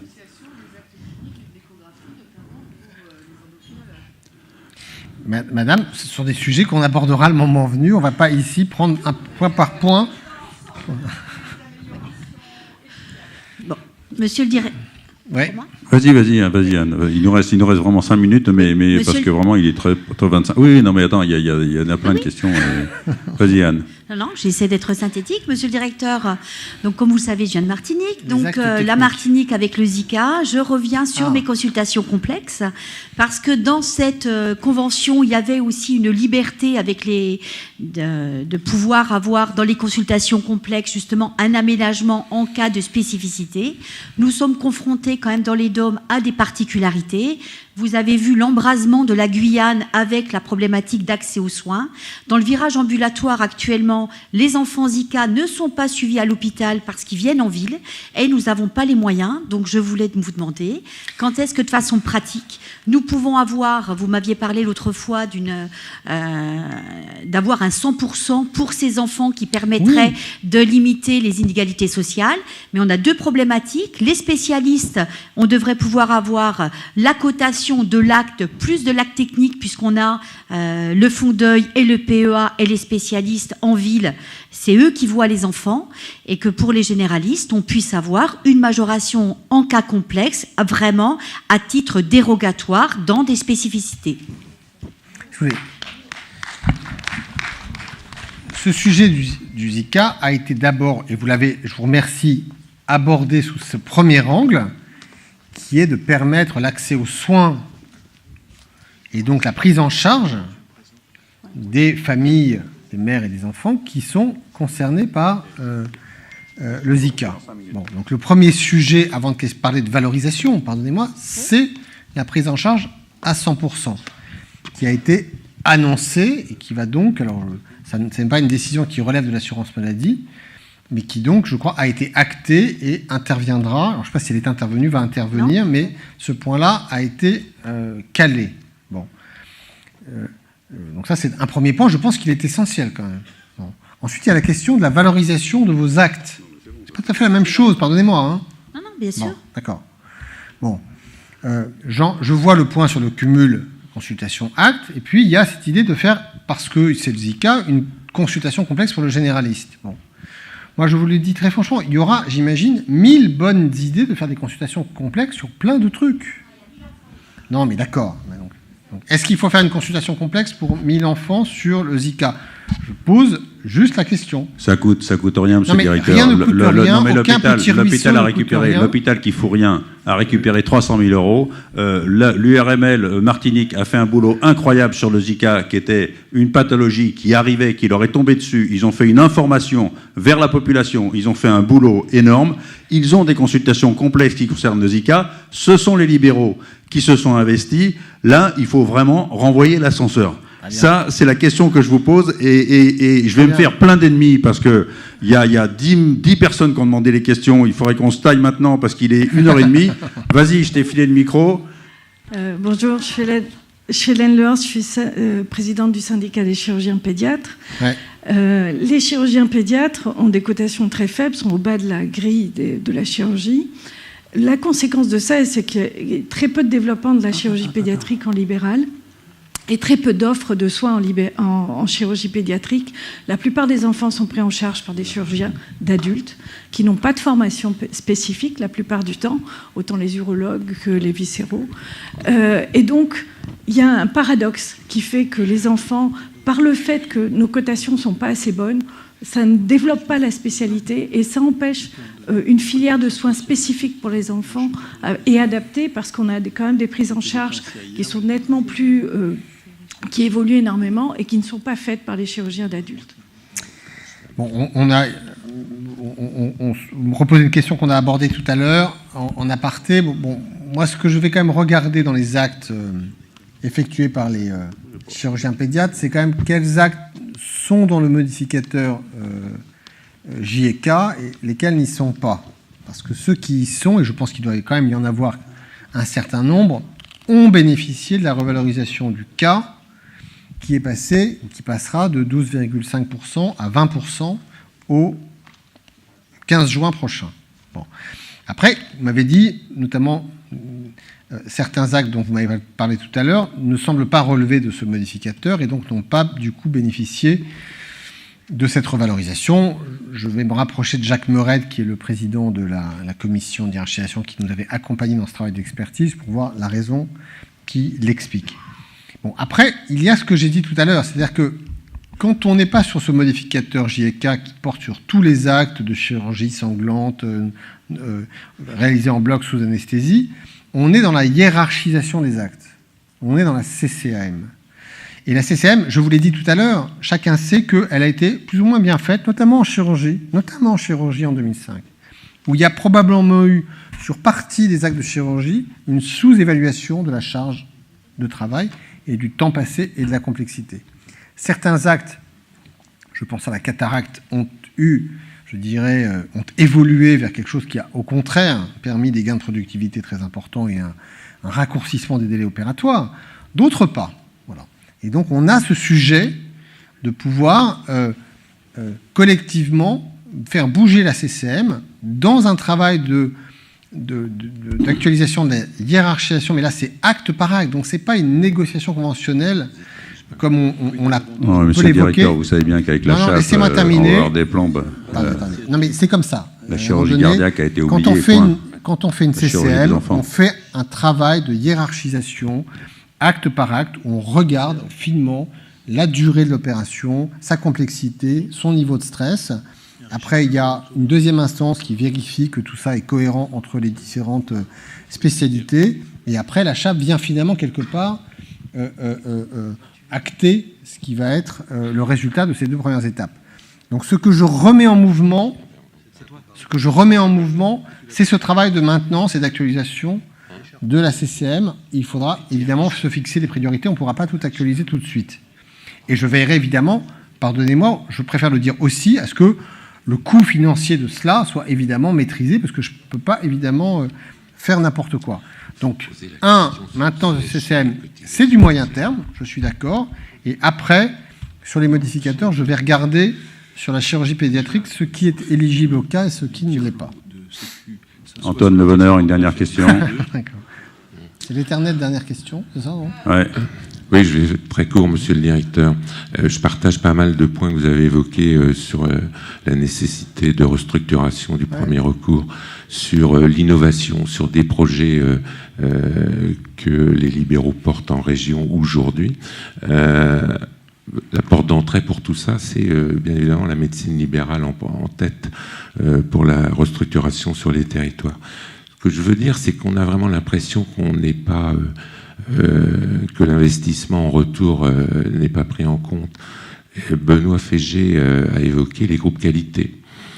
Effectivement, en Bretagne comme en Normandie, quand le FIR met 1 euro, l'assurance maladie en économise 10. Or, l'assurance maladie ne participe pas au financement de ces groupes qualité qui sont limités par la limite du FIR. Donc on s'engage, on veut bien faire mieux, on veut bien faire plus, mais on ne peut pas aller plus loin alors qu'on dégage des marges de manœuvre très conséquentes. Quand je dis qu'il y a un rapport de 1 à 10, c'est pas moi qui le dis, ce sont vos services. Deuxièmement, sur la télémédecine, on voit bien, là aussi, on partage les mêmes idées sur l'innovation, l'aide à la restructuration, même l'aide à l'accès aux soins. Et donc, moi j'ai un souci parce que quand en tant que président du RML, je vais à l'ARS, on fait un copil télémédecine de la région, il y a l'État, il y a la région avec ses fonds européens, il y a les fédérations hospitalières, l'URML, et on décide qu'est-ce qu'on fait comme programme de télémédecine.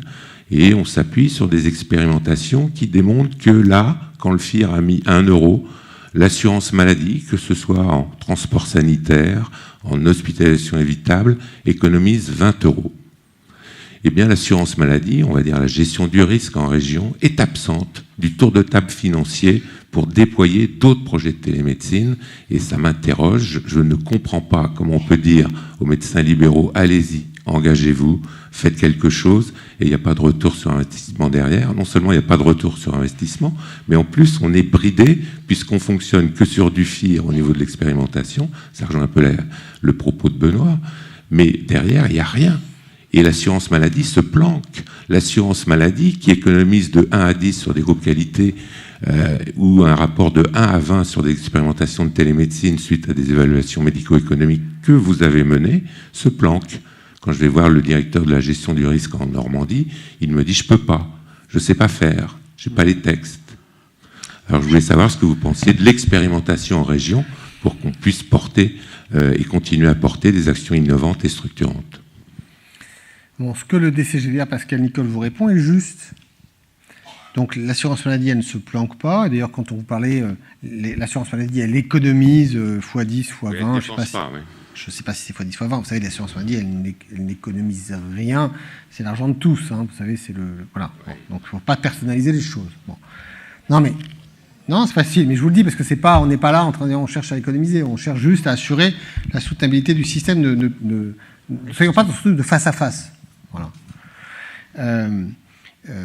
Bon, donc en revanche, quand on prend les choses, aujourd'hui, l'assurance maladie, elle n'a pas de levier de financement souple, un peu comme le FIR pour les ARS, qui permettent de prendre des tickets dans des financements d'actions locales pour lancer une expérimentation. Ça n'existe pas.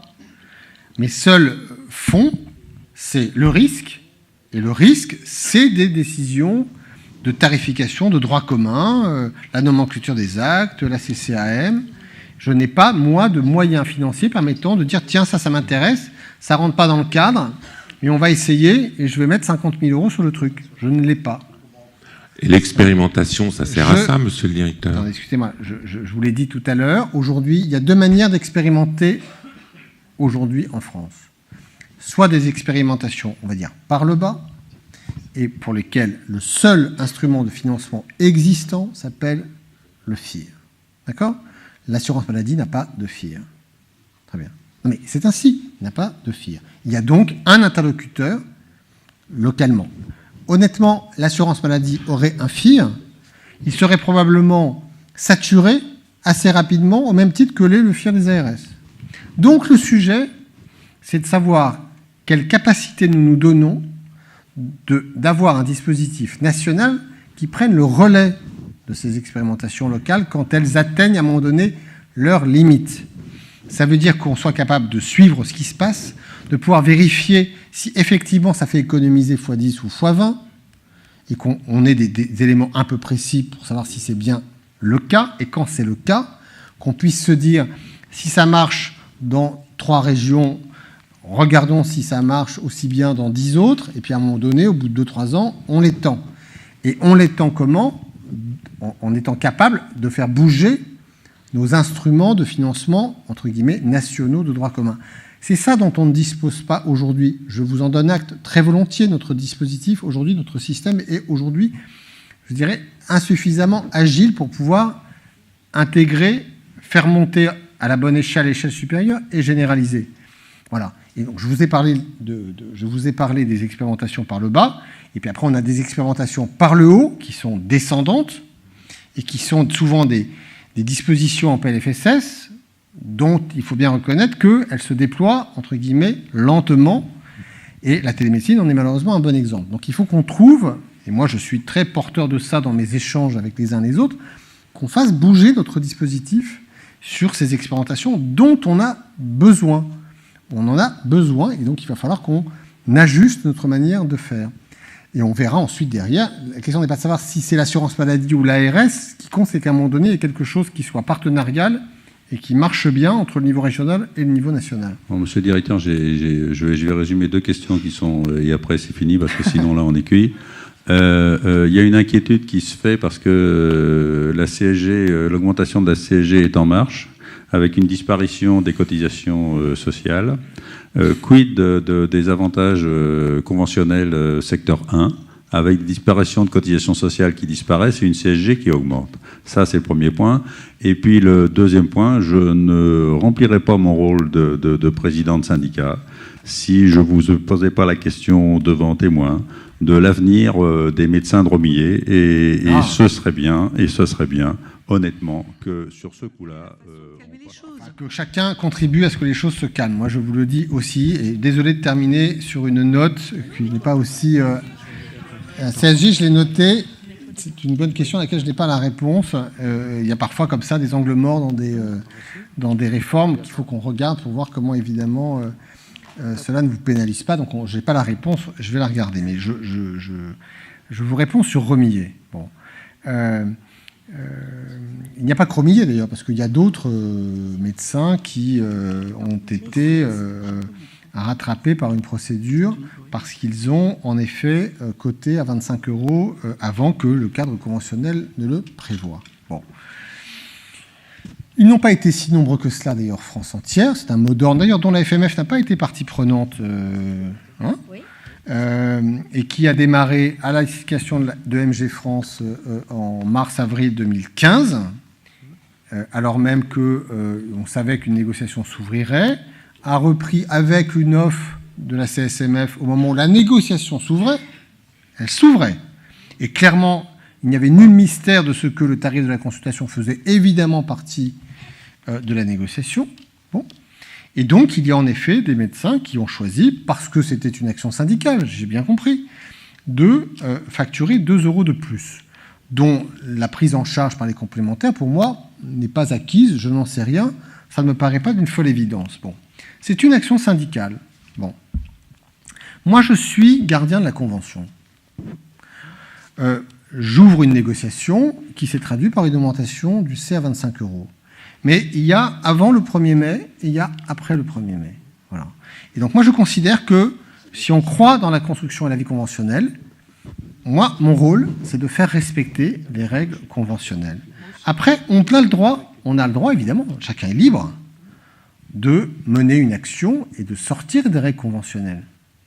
Je peux le regretter. J'ai trouvé ça parfaitement regrettable. Parce qu'il n'y avait nul suspense sur le fait que, bien évidemment, la revalo du C allait intervenir. Donc je n'ai pas du tout compris cette action syndicale réitérée. Mais après tout, chacun est libre, responsable, et dit, moi, je mène une action syndicale, comme des salariés peuvent dans une entreprise mener une action syndicale. Attendez. Je vais vous dire ensuite sur ce qu'est la réponse de la CPL. Donc, contrairement à un salarié, je l'ai dit en CPN, ça n'a pas plu. Les salariés qui mènent une action syndicale ne s'enrichissent pas. Hein. Ils perdent des jours de salaire. Ils n'en gagnent pas. Ils en perdent. À la fin d'un conflit, non, c'est faux. C'est fini, ça. Et vous aviez en CPN des représentants de la CFDT et de FO qui vous l'ont dit. Bon. Donc, mais il n'y a pas de CGT, là. Non, attendez. Hein? Mon sujet n'est pas de savoir le jeu entre les signataires et les non-signataires. Je pense qu'il faut, à un moment donné, aussi être gardien d'un certain nombre de principes et de règles et de repères. Bon. Quand on lance une procédure, et on n'en a pas lancé autant qu'on aurait pu en lancer, après avoir d'ailleurs averti, informé, attention, parce que Dieu sait qu'avant d'en arriver là, on a dit attention. Bon. Quant à la fin, sur quelques dizaines, parce qu'à la fin des fins, il y en aura peut-être France entière, 20 à 30. Bon. Quelles sont les sanctions qu'il s'agit de prononcer? Ce n'est pas un déconventionnement. On serait dingue. On dit juste, vous avez au titre des 2 € de plus augmenté indûment vos honoraires de X. Les CPL prononcent une mesure de suspension de la prise en charge des cotisations sociales, dont je vous rappelle qu'elle a pour contrepartie le respect du tarif opposable. C'est quand même la base. Quand on sort du tarif opposable et qu'on fait des dépassements qui ne sont pas autorisés, il est assez licite qu'on puisse se dire la prise en charge des cotisations qui a pour stricte contrepartie le respect du tarif opposable peut se remettre en cause. Et à Romillet, les 4 mois, parce que je l'ai regardé précisément, qui ont été prononcés sur les 4 correspondent exactement à la somme qui a été perçue en sus au titre des 2 € supplémentaires qui ont été facturés dans le cadre d'un combat syndical parfaitement respectable par ces 4 médecins. Mais ces 4 médecins, à la fin des fins, ils n'auront pas perdu d'argent. Ils auront juste vu l'augmentation d'honoraires facturés en sus neutralisée par la suspension d'une prise en charge de cotise dont je rappelle qu'elle est juste la contrepartie du respect du tarif opposable. On n'y répond même pas parce que là, on devrait déjà être parti. Voilà. Vas-y. 3 choses. 1, tu as posé la question si la suppression des cotisations d'assurance maladie va poser un problème puisque la prise en charge des cotisations fait partie du contrat conventionnel.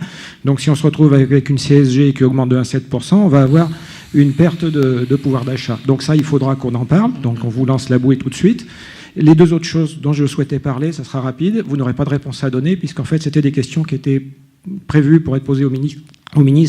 La première, c'est un sujet dont on a parlé lors des négociations conventionnelles, notamment avec Corinne Sauder et moi-même, c'est la taxe à 3,25% additionnelle sur les revenus des secteurs 1 quand ils font des dépassements. C'est absolument scandaleux, puisque les secteurs 2 qui sont RSI cotiseront 6,5%. Donc merci pour la surtaxe. Donc si vous pouvez faire passer le message, je pense que vous connaissez assez de gens au gouvernement pour leur dire qu'on apprécierait bien qu'ils la fassent sauter. Et puis le 3e point très important, je mets ma 2e casquette, je suis adhérent à FMF, je suis aussi premier vice-président de la CARMF, et au niveau de la CARMF, on a vu passer le décret d'application sur la gestion des régimes de retraite, initialement régime complémentaire, maintenant régime de base plus régime complémentaire, avec donc ce décret a été promulgué le 9 juin, c'est-à-dire 2 jours après l'élection du président Macron, et donc il a été promulgué par l'ancien gouvernement en attendant de sauter quelques jours plus tard. 9 mai. 9 mai, pardon, excusez-moi.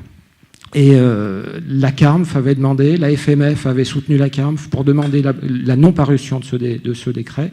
Elle avait demandé, et maintenant nous soutenons son abrogation.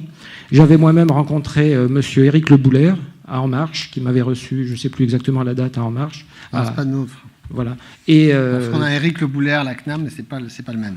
Non, c'est Stéphane que j'ai vu. Stéphane Le Boulaire. Voilà. Et donc je lui ai parlé. Le bien nommé. Le décret était sorti quelques jours. Le projet de décret était sorti quelques jours plus tôt. Je lui ai demandé il m'a dit qu'il le connaissait pas, bien entendu. Et donc, mais il a eu le temps de le connaître. Et donc je lui avais posé la question, demandé la non-parution et l'abrogation si le décret paraissait.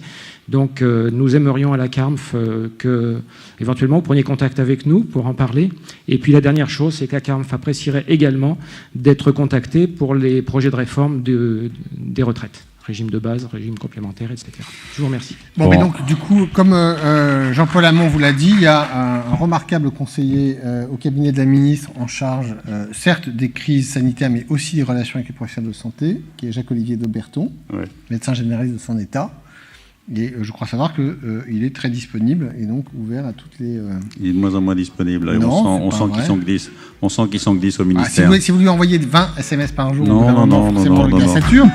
Mais sinon...